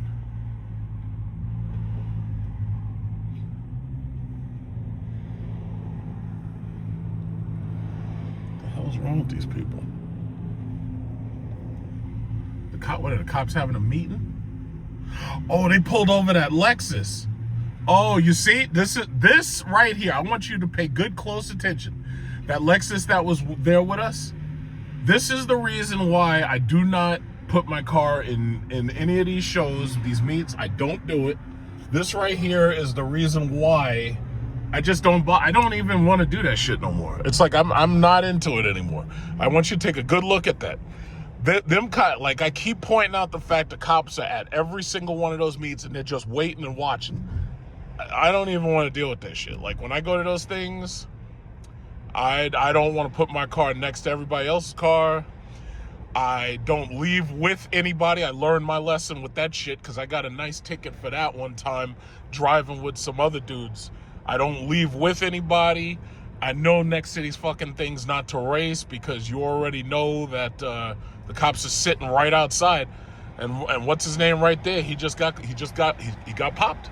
Sorry, he got popped. He got 2 cops on you, so you know he's getting a summons. Because at that point, you don't get no warning and you just get to go. Nah, you're getting a summons and you're getting points on your license. Just like I talk about, my 850 credit score and how perfect my credit is. If you were to look at my driver's license, I ain't got no points. I ain't got no points on my license. And here in New York State, if you get caught speeding, I think it's twice, you get a license suspension. When I got my Hellcat, my license got suspended. And I don't talk about that much. Some of these YouTubers, they show you all the fucking speed tickets and they show you the court cases and shit that they had to go through. I didn't want to put all my shit out there. But nah, my license got suspended with my Hellcat. Like people, and I was able to quietly not talk about it. And people, oh, where's your Hellcat at? Where's your Hellcat? And I was like, yeah. No, I didn't want to talk about that shit. But my license got suspended. I had to pay $800 because here in New York, they give you this bullshit $300 assessment fee or some nonsense. So basically, the tickets I got were about $800. I might as well say it, how fast I was going. The cop, I was passing this cop, and I didn't realize it. There was a guy in the left lane, and I tried to go around the guy in the left lane, Quadrifaglio right here. He's got the Alfa Romeo Quadrifaglio. So there was a guy in the left lane, and I tried to pass him by going around him. And as soon as I... Go ahead. Yep. That's right, honey. I'm looking out for you, Mei Ling. Okay, so anyway, I tried to pass this asshole, and he's in the left lane. I try to go around him, right? What I didn't realize was the reason why he was slowing down was because he saw the cop further up. Let me tell you something. That fucking car picks up speed so fast that when I passed that cop, as soon as I realized I had passed the cop, I threw on the brakes. And even throwing on the brakes, I still passed him at 80-something miles an hour. And the speed limit was 55. But had that cop caught me earlier, I would have gone to jail because I was 130, I was 150, and I was passing people like there was no tomorrow. Now they don't tolerate that shit at all. If you get caught at like 100, you're a candidate for jail. Now normally, if you got caught at like 80, 90 or something, yeah, you get a big ass ticket. But now, nah, they don't play now, man. It's like if you get caught at 100 or anything near it, you're a candidate for jail. You're going to the booty house. You know why I call it the booty house? Because you got guys in there and they don't let you have a belt because they're afraid you might be like supposedly Jeffrey Epstein. You might try to choke yourself, and they don't give you a belt. So if you don't have a belt, like, your booty is always showing. That's what I heard. I heard your booty is showing. And if your booty is showing, somebody might like walk near you and try to drop the soap. And they'd be like, yeah, I need you to pick up the soap because I dropped it and my hands are wet. And then they get your booty. It's like, you ain't getting my booty. Nope. I play fair and I play nice. Like, I don't go to protests. You're not putting me in anybody's prison. I don't go to protests. I don't go to rallies. I don't join anything. When I know that there's stupid people around, I don't join nothing. It's like, nope, you're not getting my booty. That's my booty. You ain't getting it. But now, man, if you get caught at 100, look at this lady. What the fuck are you doing, Chingling? That's Mei Lee right there. Mei Lee, old Mei Lee's mom with the camera. What are you doing? All right, so anyway, if you get caught at 100, you are going to prison. It's like they're not fucking around no more. They're not fucking around. All right, I think I could park next to this freaking thing. In fact, maybe I should park facing out so I can get right out of here. Some of these people like parking next to you and shit. Yeah, but nah, man, I don't do that. I don't play that shit. I do not play that shit. I don't join nothing. Cause there's always somebody stupid, and and then some people say, yeah, there's operatives and there's people who are rabble rousers and they do that shit on purpose. Like, they try to get the I don't want to park here. I just realized I do not want to park here. I don't want to be next to these other cars. But there's like rabble rousers and shit. And I don't want, I'll park right here because I can take up a lot of space and there's nothing they can do because of that divider. Yeah, that's good. Yeah, I'll park right now. Yeah, but there's a lot of rabble rousers who come to these things and I'm just not interested. I'm not interested. And 1 second, it's all fun and games. You think it's cute. You're revving your engine and shit. You think that shit is cute, right? Next thing you know, cops got you pulled over in your silly little Lexus, and you're getting a big ass ticket. I don't need that. I don't need that. My credit is flawless. My driver's license is flawless. No tickets. No tickets. Everybody say no tickets. I'll drink that later. No tickets. You're not getting my booty. No, that's my booty. I want you and I need you. We could do this the hard way or we could do this the easy way. You're not getting my booty. Nope. Mm-mm. All right, so let's go on up in here and roll this Model Y Standard. I'm not even gonna bother driving the Model 3 Standard. I'm not even gonna bother with that. The Model Y is more important. This guy got this old beat up fucking Hyundai Equus. Thing's all beat up. You got all kinds of crazy ass scratches and shit. Thing's all beat up. Yes, I'm just waiting for them to open up. I got here a little bit earlier than I expected. But they're about to open up very soon. So right now they're just getting the cars ready. They're cleaning off the cars and everything. And, we're going to get a crack-a-lack and see what's popping with this Model Y Standard. Look at this guy. Why are you racing in the freaking parking lot, dude? What are you doing? What are you doing? There's racing in the parking lot. All right, so yeah, they're getting things ready right now. Still got a little time to go. Look at this guy right here. This guy really brought it up. He turned this shit up. What is this? Where do you get a wing like that on this shit? Like, is that wing necessary? I don't think that wing is necessary. That wing is just obnoxious. Look at this guy.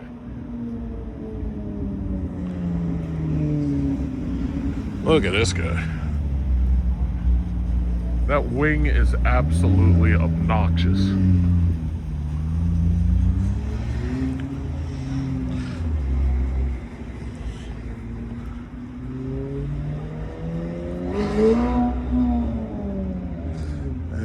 That is an absolutely obnoxious wing on that car.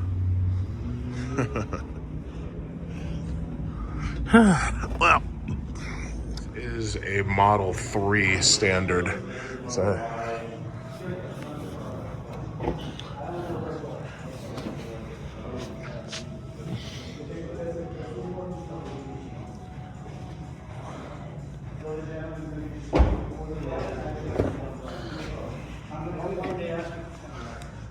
oh, well, you can see out the window on this one. Yeah. And this is the bestseller, of course. This is the Model Y with everything it's kind of supposed to have. Heated, ventilated seats, seat controls, white interior,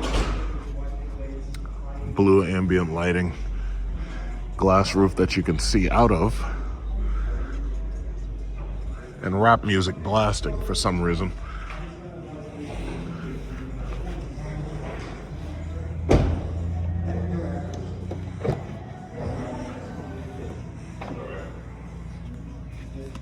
Heated back seats.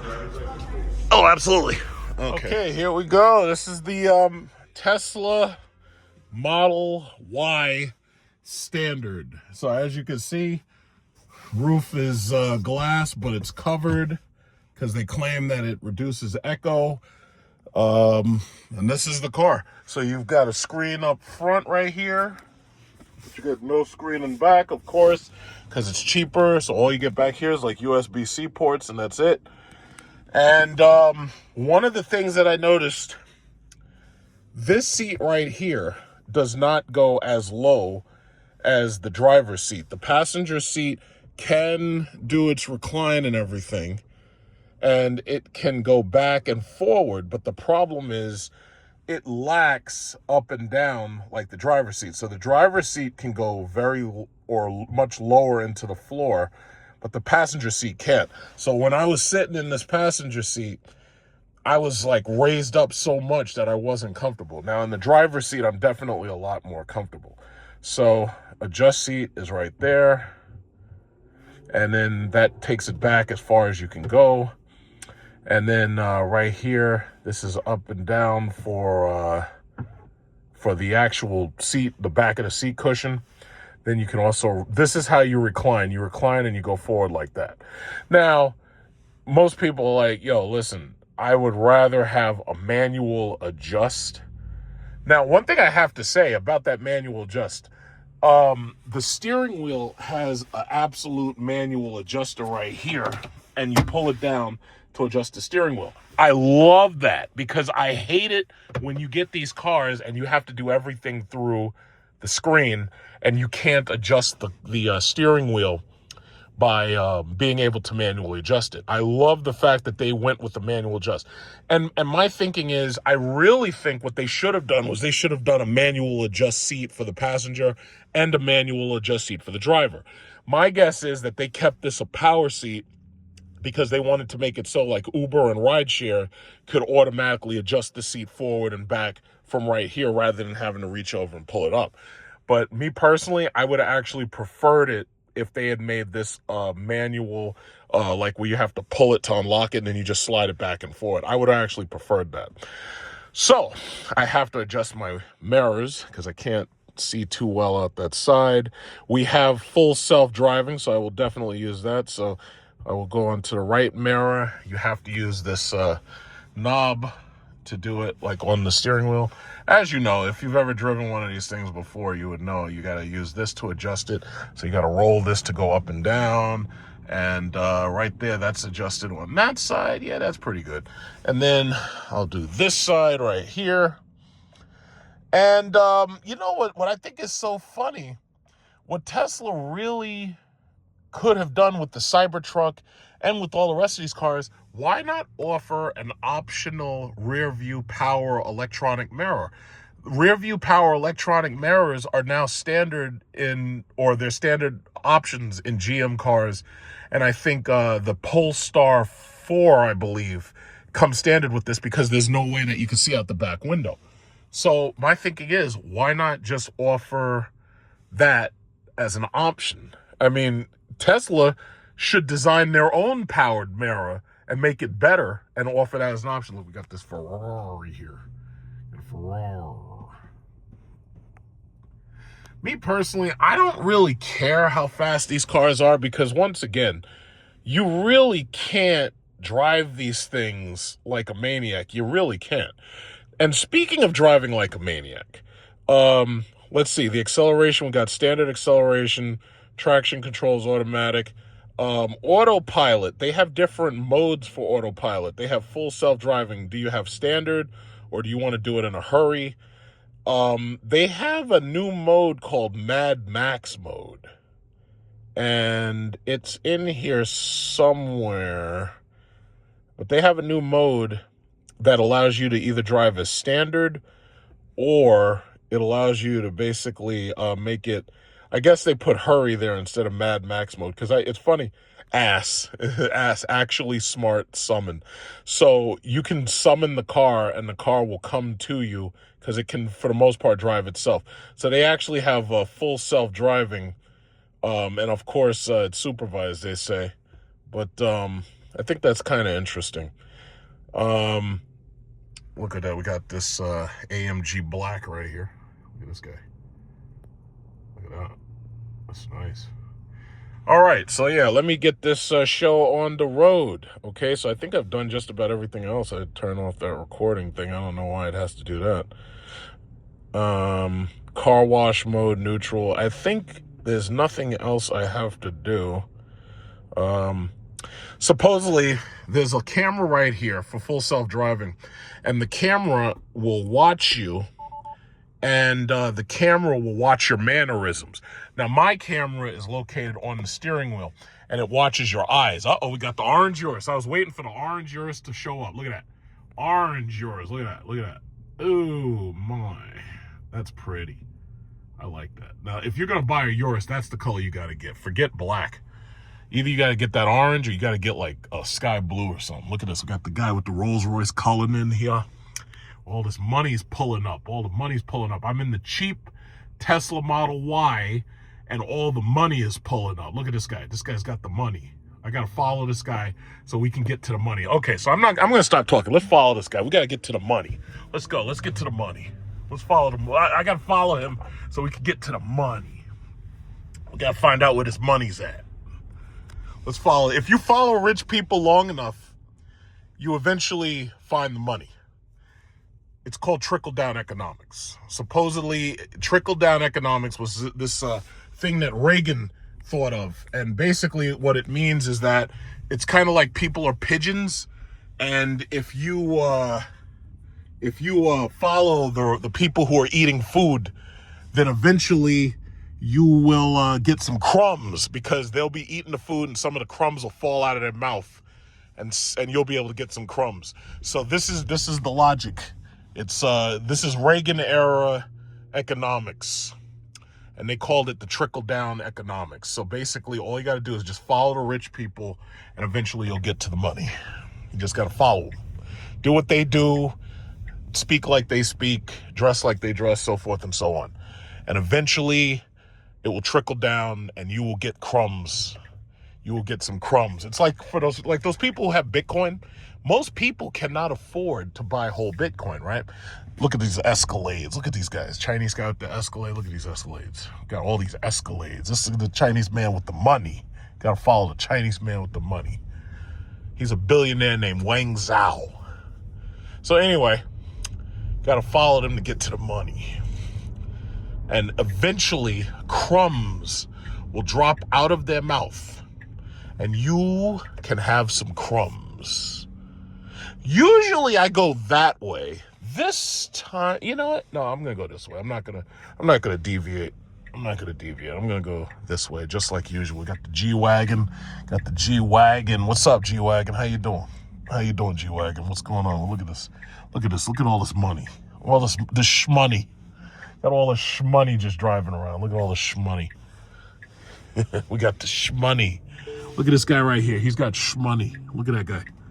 Look at this guy. He's got the shmoney. Watch me do the shmoney dance. Okay. So, this full self-driving, I will say it's very impressive, but to tell you the God's honest truth, some people may or may not feel comfortable risking their life with it. Because when you drive with this full self-driving thing, yes, you are risking your life. Look at this guy. He's got the shmoney. He's got the shmoney. Okay.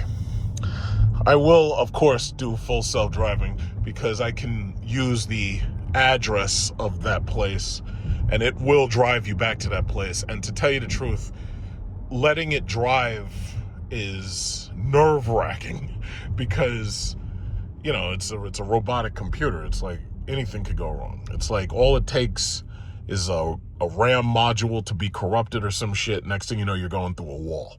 You know, it's scary. It's very terrifying.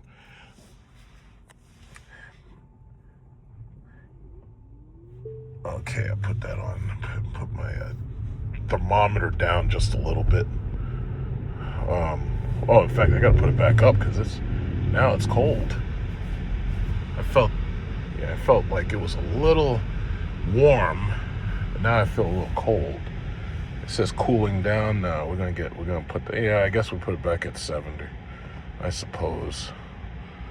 I got that air going right there. I want to turn the fan down. Okay.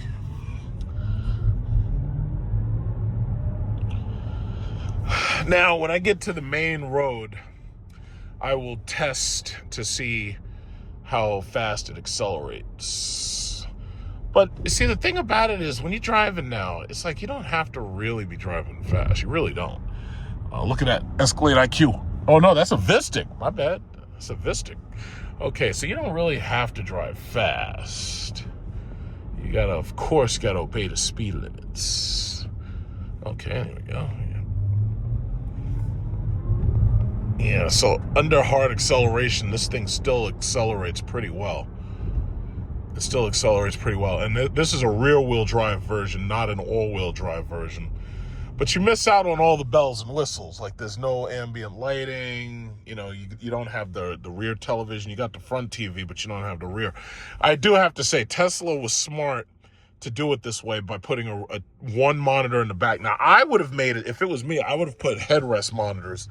And I would have made it so you could use either the seat back or the headrest to watch monitor television, right? But what I do like is the fact that they made it so you can connect controllers and you can play video games through it.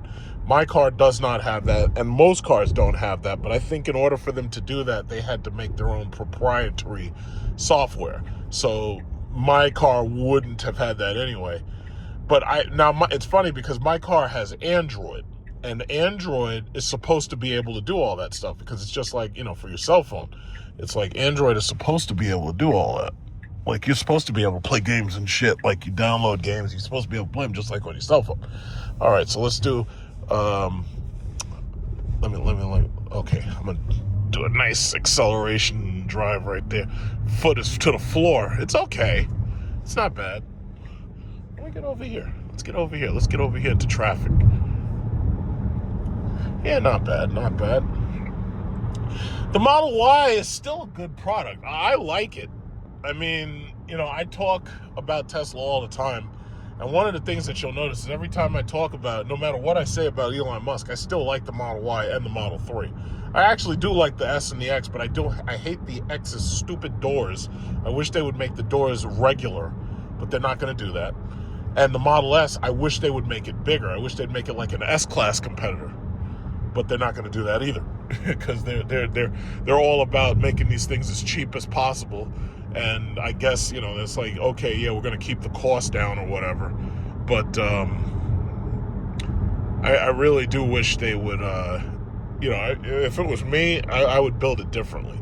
I think that's the biggest thing that I hate about the Lucid. It's like, put more roof on that damn thing. Make it, like, higher. Like, this car sells really well because it feels like it's a gigantic car. And it's funny because it's really not a huge car, but because it has this fish bubble roof, it feels bigger than it is. And that helps to sell it because a lot of these women love the way this car looks, and they like the way they feel in it because it is so simple.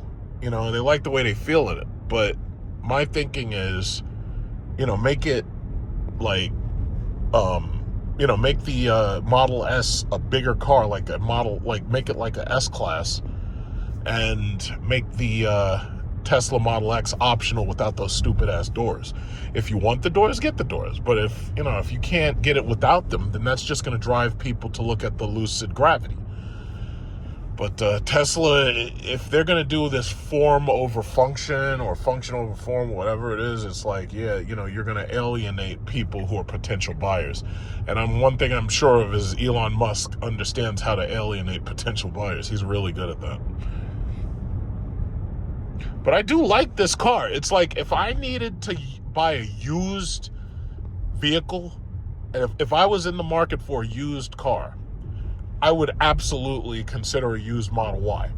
And this generation, 2025 onwards, this generation is, as far as I'm concerned, these are the perfect quintessential electric vehicles. So if I needed a used one, I would buy a used Model Y. And whether or not it had self-driving, maybe I would get it with that. But, you know, I would buy this car used, and it would have warranty on it and all that for just in case I had any problems fixing it or whatever, or if I had any issues, I need parts. But I have to say, these are, you know, it's just, they're so simple that they just do exactly what they have to do. Nothing more, nothing less. They just do exactly what they have to do, and I like that. So, I'll tell you what, let's hit this full self-driving shit. Let's, wait, should I do it right now or should I wait? Because I could say, okay, you know how you do it? This is what you could do. You go to the navigation computer. I'm going to do it at the stoplight. I'm going to wait to the stoplight. And what you can do is you could say, yeah, navigate me back to the Tesla dealership. And then let it rip. But again, that's kind of a criticism. The mere fact that I feel that I have to stop and I have to, you know, I can't just say, okay, I'm not comfortable enough with it to say, oh yeah, well, take me back to the dealership, or speak to the computer and just say, yeah, take me home or something. The mere fact that I can't do that, that's something that they need to work on. Because imagine you get into the car drunk, and you're a mess and you're drunk, and imagine you say, hey, take me home, right? Or car, take me home. Like, that should be all it takes for this thing to say, okay, driving home, and that's it. Or you could say, car, take me to hospital, and it just takes you to the hospital. Look at this asshole. Why'd you cut this guy off? Why'd you get him? Never mind. But anyway, it would be really cool if, like, all I had to do was say, yeah, car, there's an optic. Car, take me to my girlfriend's house, or take me to my side chick's house or something. And that's all you had to do, because that would be really, really cool if that was all you had to do. That would be really, really cool. And it was funny because when he was, this is the Macy's parking lot that I just left for the car meet. But it would be really cool if you could do that. Now, first of all, the law doesn't allow you to drive a car drunk. But I would argue that the self-driving technology absolutely should allow you to drive the car drunk. The problem is that if anything happens with the self-driving technology, you'd be back in charge of the car and you're inebriated. So as far as they're concerned, they don't want you being able to drive drunk. My thinking is you don't really have a full self-driving vehicle until you can drive drunk. Like, you're not driving the car drunk, the car's driving itself. But in my opinion, you should be able to let the car drive for you. But they don't want you operating a motor vehicle at all, because, you know, they'll always make the excuse, oh, well, what happens if the technology fails or whatever? And, you know, and that is a reasonable argument. But as far as they're concerned, you know, no, they're not letting you do that. They're not letting you do that. The liability, I guess they would say, is just way too high, because then the problem would be it wouldn't be used as an emergency feature. People would literally start driving these cars drunk, and they don't want that shit. And I totally understand. But I would think that, you know, having a car that could literally drive itself if you're drunk or injured or something like that, I would think that that would be, you know, awesome. Like, imagine you're hurt or injured and you say, hey, car, take me to the emergency room at Long Island North Shore Hospital. And then the car just drives you there. Like, that would be awesome. But you can't do that. You know, that would be cool. So, look at this. This guy's got the black Urus. Look at these people. It's people. You got the shmoney. This guy's got the shmoney. Where's that shmoney at? Okay. So, I am going to, in a second, I'm going to activate this thing. I'm going to let it do its thing. I'm going to tell it, take me, navigate to Tesla. In fact, I think I could do it right now. I'll be like, okay, Tesla Americana Manhasset. Okay. And it says end trip, and then it has options. Add stop. No. Okay, so I don't want to do any of that. Okay, so then I think I just hit right there. Okay, there it is. Oh, shit. Okay, so I'm taking my foot off, and I got this thing navigating. So that's full self-driving. All right, so full self-driving, take my feet off, and I'm paying attention just in case.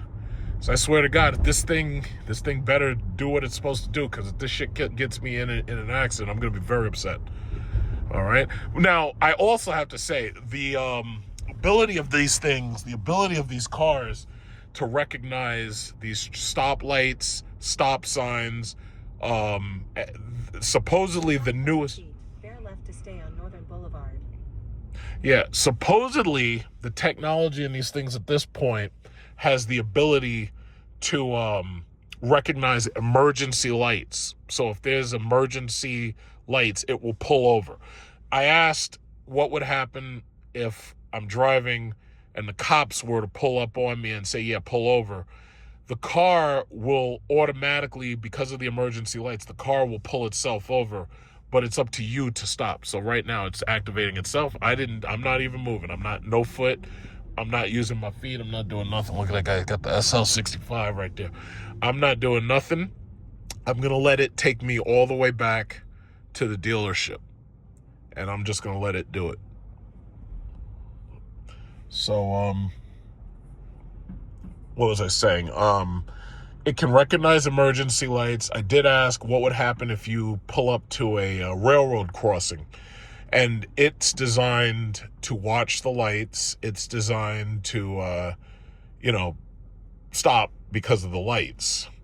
Now, one of the other things that's interesting about this car is it understands that if there's no lines in the road, it understands how to avoid the other cars that may be coming towards you. Left to stay on Northern Boulevard. Yeah, listen, you're the one driving. You don't have to tell me nothing.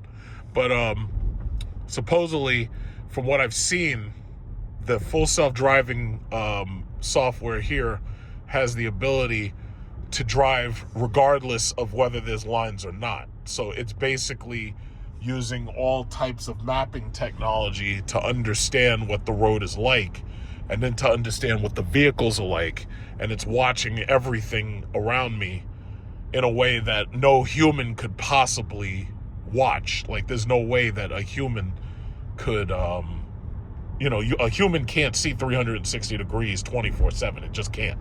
But a car can do it. A robot can do it, I would feel, there's the shmoney. He's got the shmoney. Okay, watch this. Let's see what it's doing. Okay, it pulled right up to the stop sign and it stopped, or the stop light, pulled right up to it and stopped. Okay. So yeah, I would feel more comfortable if this thing had ultrasonic senses and that was used in addition to the cameras, because right now the big debate is whether or not you need LiDAR. Now, Elon Musk is basically trying to make these cars as cheap as possible. So he's saying you don't need LiDAR. But most of these other companies like Lucid, Waymo, and all them, they are determined to say, nah, you need LiDAR and camera. See, if you do it by camera alone, then that's basically making the car more and more like a human. But a human doesn't drive based on sight alone. A human drives based on sight, sound, taste, smell, and we use all of our senses to drive. Because, like, for instance, if you're driving and you smell some shit burning, then you know maybe I shouldn't go in that direction because there may be a fire. A car can't smell. You know, a car can see, but it can't smell. And then there's sound. Well, what happens if you're driving in a direction and then there's gunshots or some shit coming in that direction? The car's not going to understand the fact that there's gunshots and, oh, gee, maybe this might be a war zone. Maybe there's gangbangers shooting this place. You know, the car's not going to understand that. So the thing about it is, until a vehicle has all of the senses a human has, it'll never be as aware as a human. So this thing is supposed to turn right here into the road, and it's supposed to carefully drive through a parking lot without hitting any of these people. Because I'm not doing nothing. I should be hovering my foot over the pedal, but as you can see, I'm not. I'm just sitting here and I'm not doing nothing. It's like I'm letting it do everything. It do on the light, and it's doing its own thing, and I'm letting it do what it's going to do. But I have to say that shit scares the shit out of me. And right there, we got the China Blue S-Class. Look at that. Okay, so it's stopping. It's stopping for these people. Oh, don't wave at me, because I'm not the one doing it. I'm letting y'all go by. I'll let you go by. But it wasn't me. It was the computer. Got that China Blue S-Class over there. I like that. Uh-oh, we got the Blue Urus. Look at that. Blue Urus. Got the shmoney. It's got that shmoney. Okay, it stops. Okay, it's still stopping. It loves these stop signs. It seems to enjoy stopping. That's good. So it should be turning right now. It should be. Oh, look at that blue. Look at that color. Holy shit. That's nice. I like that color. Okay, so it's stopping. It's doing its stop right here. It's going right to the stop sign. It's about to do its turn. Now, can it see that car over there? Yes, it can. Okay, it can see the car. That is some scary ass shit, man. All right, so the car understands. It understands to be slow. What I don't see is speed bumps on this mapping. I don't see any speed bumps. So my question is, do these things recognize speed bumps? And I'm guessing the answer is no. So it's doing all of its slowing down. And it's slowing to a stop, yeah. In 500 feet, your destination will be on the left. Okay, so what is he supposed to do? He's supposed to go to the next stop, and then he's supposed to turn left. Man, they pulled out the shmoney. Look at that. They got the Audi with the yellow brakes and the orange brakes over there. Pulled out the shmoney. Holy shit. Okay, so it understands. It says, no, wait a minute. There's no turn here. You see? This right here is the reason why this shit is dangerous. It doesn't understand what to do. Oh, shit, it's parking. Fuck, no. No, whoa. Nope. No, I don't want to park. I told you to take me over there, but it didn't understand that. It didn't understand the fact that the shop is over there, so what does it do? It tried to park. I didn't tell it to park. I did not tell it to park. It's like, holy shit. Whoa, McLaren, look at that. Pulled out the shmoney. Pulled out the shmoney tonight. So that was pretty interesting. So this thing pretty much, it did what it was supposed to do for the most part up until, okay, how about this? Mercedes-Benz Raleigh Motors. Okay, take me there. Now turn left onto Searingtown Road. Okay, so I'm going to let you do your thing. I took my foot off the brake. I'm going to let you do your thing. Okay, so I think it wants me to initiate. So, oh, you know what it is? I have to turn the autopilot back on. Who the fuck is blowing back there? Why are you blowing at each other? You guys are stupid. Stop blowing at each other. Okay. Now turn right onto All right, here we go. We're going to Mercedes. Whee! Look at this guy. He's got that GoPro thing on. Pulled out all the nice cars today. Okay, now see, what does it do when there's a guy trying to come out? Oh, it's going around him. Oh, shit. Don't take me into oncoming traffic, goddammit. Trying to scare the shit out of me. Look at this thing, man. This thing is scaring the fuck out of me. Look at this. Got the McLaren dealership, Aston Martins. Can you imagine someday all of these cars are going to drive themselves? Like, can you imagine that? It's like you just sit back, relax, and all the cars drive themselves. That shit is crazy. And it's funny because we had this technology for a long time. It's just that nobody wanted to take any chances on it at all. I guess they felt the liability was way too high. So here you see this fork in the road right here. You see the fork in the road. You see Rivian right there. And you see that there's a fork in the road. Some of these people are going that way. I'm pretty sure it understands the fork in the road. So that's good. Look at this guy. Look at this guy with this Audi. These Audis are way too expensive for what you get. How do you sell one of these pieces of shit and it doesn't have heated and ventilated seats standard? And you don't even, like, I can understand if you can't get massage seats, but I would never buy no goddamn Audi. If it came down to it, I would buy a Model Y over one of those. And like, you know, some people are like, oh, but what if you need a car for road trips? Nobody wants to have to stop and charge. My thing is, if I wanted a car for road trips, it would only be because I had a family and we went on road trips. And at that point, I'd have a minivan. You see like that minivan? That's a Honda Odyssey. As much as I hate Honda and as much as I'm not interested in Kia, I would buy a minivan from them. I absolutely would. And it would have a rubber interior. And when my kid pisses, shits, throws up, whatever it is, all I got to do is take the kid out, get the spray hose, spray that shit down, and you're good, you know? But this whole thing about road tripping, I don't do road trips. If I want to go someplace far, I fly. It's like I'm not doing no road trips. Look at this. Guy's got this Lexus. Yeah, okay, this is very relaxing. This is very relaxing. I love this. It's too bad, you know, you can't see out the roof. And to tell you the truth, you know, these glass cockpit cars, as far as I'm concerned, all of these cars should have heated and ventilated seats if you have a glass roof, because it gets hot in these things fast, that the car turns into a goddamn oven. But of course, this is the cheapest model. You're not gonna get any of that. I think this is a Cadillac. Okay, it wants me to turn right into Mercedes-Benz. I think there's a Cadillac Vistic. No, it's an Optic coming. It's an Optic coming along. Got the Optic here, right here. Look at this. This is the competition.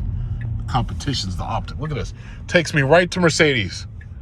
I should say, yeah, take me to the bank. And I guess it wants to park now. It's gonna park itself now, since that's its modus operandi. All right, so let's see. Okay, so it's gonna stop. Okay, so let me just go, because they don't know what the hell I'm doing. They don't realize I'm shooting a video. Let's go in there. This is our Mercedes dealer, Raleigh Mercedes. All right, so as you can see, this thing. Whoa, what the fuck? What do you mean take control immediately? I'm already taking control. I'm the one driving. It says vehicles departing the lane, so take control immediately. Okay, so I guess I'll get back on that opposite side. And here we go. There we go. It's a beautiful day, man. It looks like California out here. All right, so we'll do navigate, Manhasset, Tesla, and then it says drive, and I hit. There we go. And this is it. This will be where I end the video. See, this is amazing.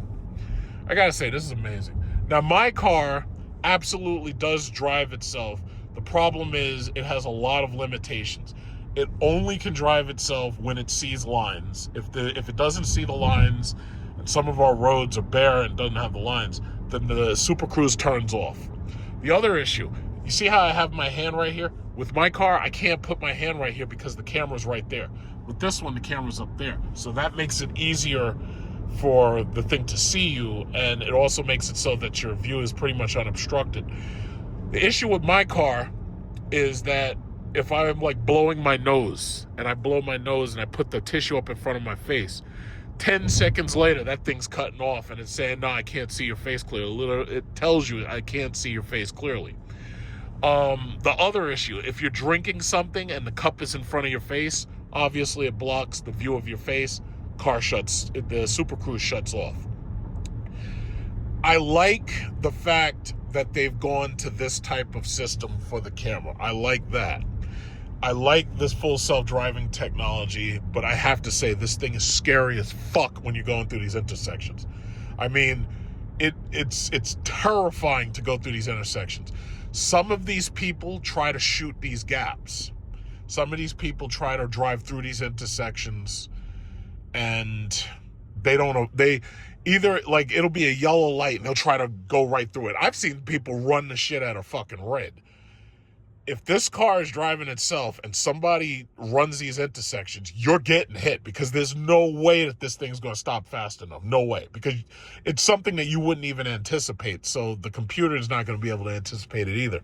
Because the computer assumes that everybody's following the rules, just like it is. But for the most part, you know, everybody doesn't follow the rules. So, okay, you know, so yeah, that's the thing. When this thing goes through these goddamn intersections, this thing is scary as fuck. It's terrifying when this thing goes through these intersections. It's absolutely terrifying. It's amazing technology, but I swear to God, this thing, I think they'll have this perfected in 10 years. But even then, there'll still be shortcomings. But the mere fact that this thing can literally turn its own lights on and tell you it's turning and everything, that is amazing. I think that's absolutely amazing. But for all of the reasons, you know, it was like in that movie Contact with Jodie Foster, and they handed her a suicide pill, and they were like, there's like 1,000,001 reasons why we give you these pills. There's 1,000,001 reasons we can think of to give you these suicide pills, but it's for all the reasons that we can't think of is the main reason we're giving it to you. It's not for the reasons that we understand. It's for the shit we don't know. You know, it's like, that's how I feel about these self-driving cars. It's like, yeah, it's like, as far as if everything works perfectly, it works perfectly. But the second it doesn't, you're fucked. like that's the thing, you know. It's shit is crazy, but it's amazing. It's absolutely amazing. It's absolutely amazing. Now, if only Elon would stop making far-right posts and racist commentary and shit, you know, then I could feel more comfortable about my position in the company, especially my stock position. You know, if he would just stop that shit. You know, I have 100+ shares of Tesla left. I sold some in order to buy my second house, but I still have 100 shares left. And I want, as soon as this shit hits $500 a share, I want to sell. You know, even Nvidia, like it's like I love what Jensen Huang's doing, and you know, as long as he keeps doing what he's doing and keeps his mouth shut and doesn't say anything stupid, we're happy. But the second that they start some shit, I'm out. I can't watch my share values decline because you can't keep your fucking mouth shut. I need you to shut the fuck up and make my money. That's all it is. Just make my money and shut up. That's it. Just make me rich and you shut the fuck up. Just be quiet. Your destination will be on the There we left. go. Yeah, this thing it's smart. It knows what it follows the rules. Whoa. Okay. Calm down. Look at all these colorful cars. We got all these colored cars and everything. The other thing is that these things will park themselves wherever they feel like parking. I don't like that. My thing is, I don't like parking next to these people. Cause look at this. It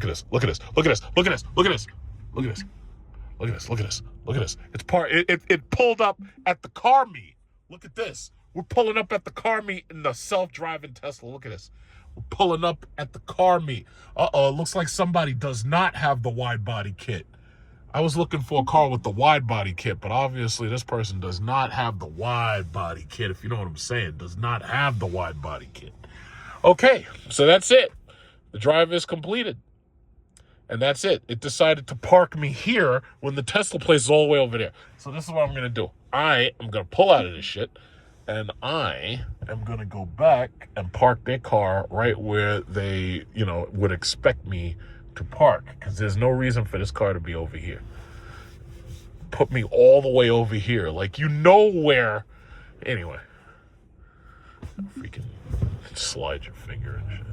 Okay, so, yeah. I want to see that blue Urus. That's what I really want to see. I want to see that on the way. Yeah, I'm gonna just go right back around, and I'll park this car right in front of Tesla. But I want to see that blue Urus real quick. It's amazing. Those cars have been on the market long enough where now you can get them like $180,000. They're severely depreciated, and that's actually pretty amazing. So you got the orange one right here, but the blue one is over there somewhere. I want to see that thing. That guy's got the orange. What is he? It's like they're having a car meet right here. Look at this. Like everybody's taking pictures and shit, standing around. It's like, guys. Yeah, what's this guy doing? Yeah, that's right. Look at me. I got I got the Model Y Standard. Yeah, I got the cheapest Model Y I could possibly have. I got the cheap one. Yeah, this is the cheap Model Y, not the expensive Model Y. No, I've got the cheapest. You guys got $300,000 Ferraris, but I have the No, I'm sorry. It's not $25,000. It was $45,000 because he promised us $25,000 and did not deliver. But bottom line, this is the cheap Model Y. So all of these other cars are rich and expensive and fabulous compared to this car, but this car can drive itself. So you tell me which one's more luxurious. I'd have to say I prefer the Model Y. Where is that Urus? He should be right here somewhere. I forget where he is. He's like, oh, there he is. Oh, man, look at that thing. Holy shit. Now, that is a nice color. Wow. This car meets all day, man. That's hot. I like that. Why would you get red brakes on a color like that? I wouldn't get red brakes. You get orange. Orange and blue are contrasting colors. It's like New York Knicks or something. Okay, so let me give them this car back. Let me give it back to them, bring it back, so they can look at it and be like, oh, okay, everything's fine. There's no dents. It's all good. Yeah.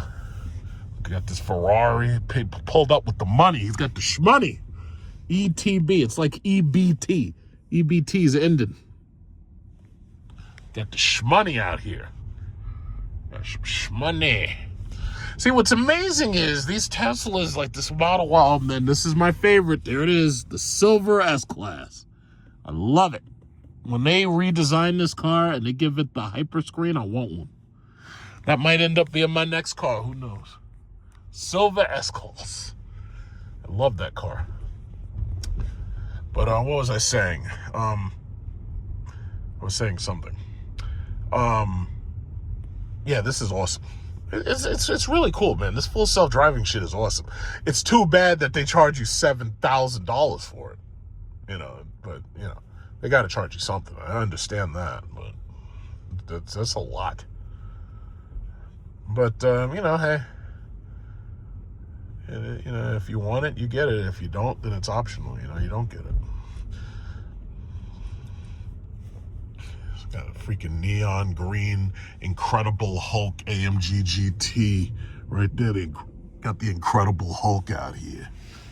GT63S. Look at that shit. Got the Incredible Hulk out here. These people eating the food out there. They're eating all this expensive Cipollini food and everything. All right, so let me figure out, where do I give them this back? Where do I put this? I can't park it in that handicap space, but I'll put it in one of these right here. Give them the key back. They took all the spaces, and there's my car right there, but they took all the spaces.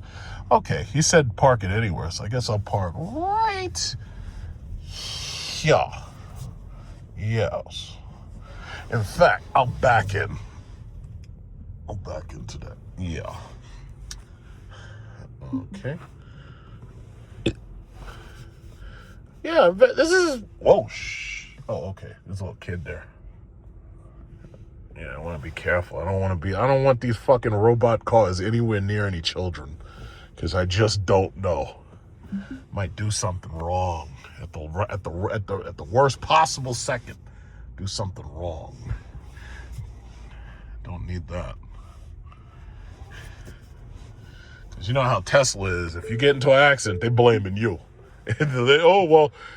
He wasn't attentive enough. And it's like, nah, I don't need that shit.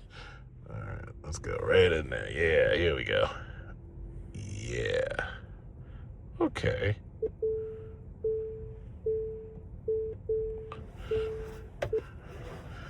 All right, so let's go straighten it out just a little. Got the G-Wagon pull up in front of me like I don't matter because I ain't got the shmoney. Come on, G-Wagon, get the fuck out of the way. Let's go. Come on, yeah, drive faster. Are you handicapped? Get the fuck out of the way. Let's go. I don't give a fuck how much money you got. Go, just go. Fuck guys up there looking. Oh shit, he's pulling in. You're not supposed to pull in here. I don't think you're handicapped. This guy is not handicapped and he's pulling in. Goddamn G-Wagons. It's goddamn G-Wagons. What's wrong with these people? You're not handicapped. Yeah, I'm just pushing this thing in here. Yeah, I need you to stay away from me. Stupid ass G-Wagons. All right, let's see. I'll just make sure. All right, almost. There we go. That's more than enough. That's perfect. Park. All right. That was easy. So there you have it. That is the Model Y Standard. And that is the full self-driving demonstration of the Model Y Standard. So this is the key. I do not like these keys. I like having a key fob. I like having the actual push buttons for lock, unlock, and all that. Now, if they did make a thicker model that actually had push buttons on it, I would like that a lot. That would be cool. But I'm really not a fan of putting my card right there and driving the car. Now, they know nobody's going to steal these cars. They know that. They know nobody's going to try to steal one of these cars. They know it. But I'd still feel comfortable if I had a key fob. All right. So that right there is the Tesla Model Y Standard. Right there. That was pretty awesome. 45 minutes in, huh? All right, so let me go give them their keys back. And I'll go get my Cadillac and be up. I'm very impressed. I'm very, and that's... I'd hate to sell my stock, but the thing about it is you're leaving me no choice. If you're going to keep on telling everybody about how bad it is in UK because of, a certain type of demographic, it's like, I'm sorry, you're leaving me no choice. I'm sorry. All right, so let's get in here and give them their key. All right, so gave them back the key. Very, very, very impressive. And the thing about it is, I make a lot of comments online about, these cars in general and everything, because I get out and drive everything as soon as the stuff comes to market. But, yeah, it's very impressive. Very, very impressive. Very impressive technology.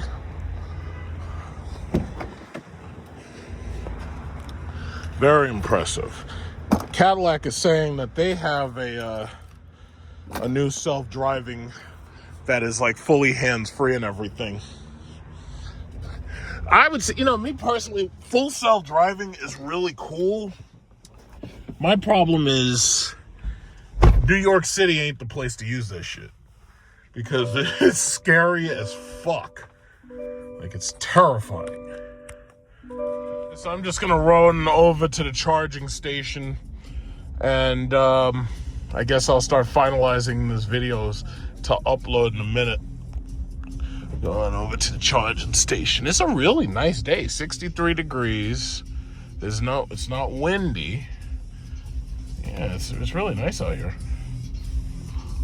It's very, very nice. But yeah, I Super Cruise I can deal with. And the reason why is because I already know that this car is not going to allow me to be in any dangerous situation.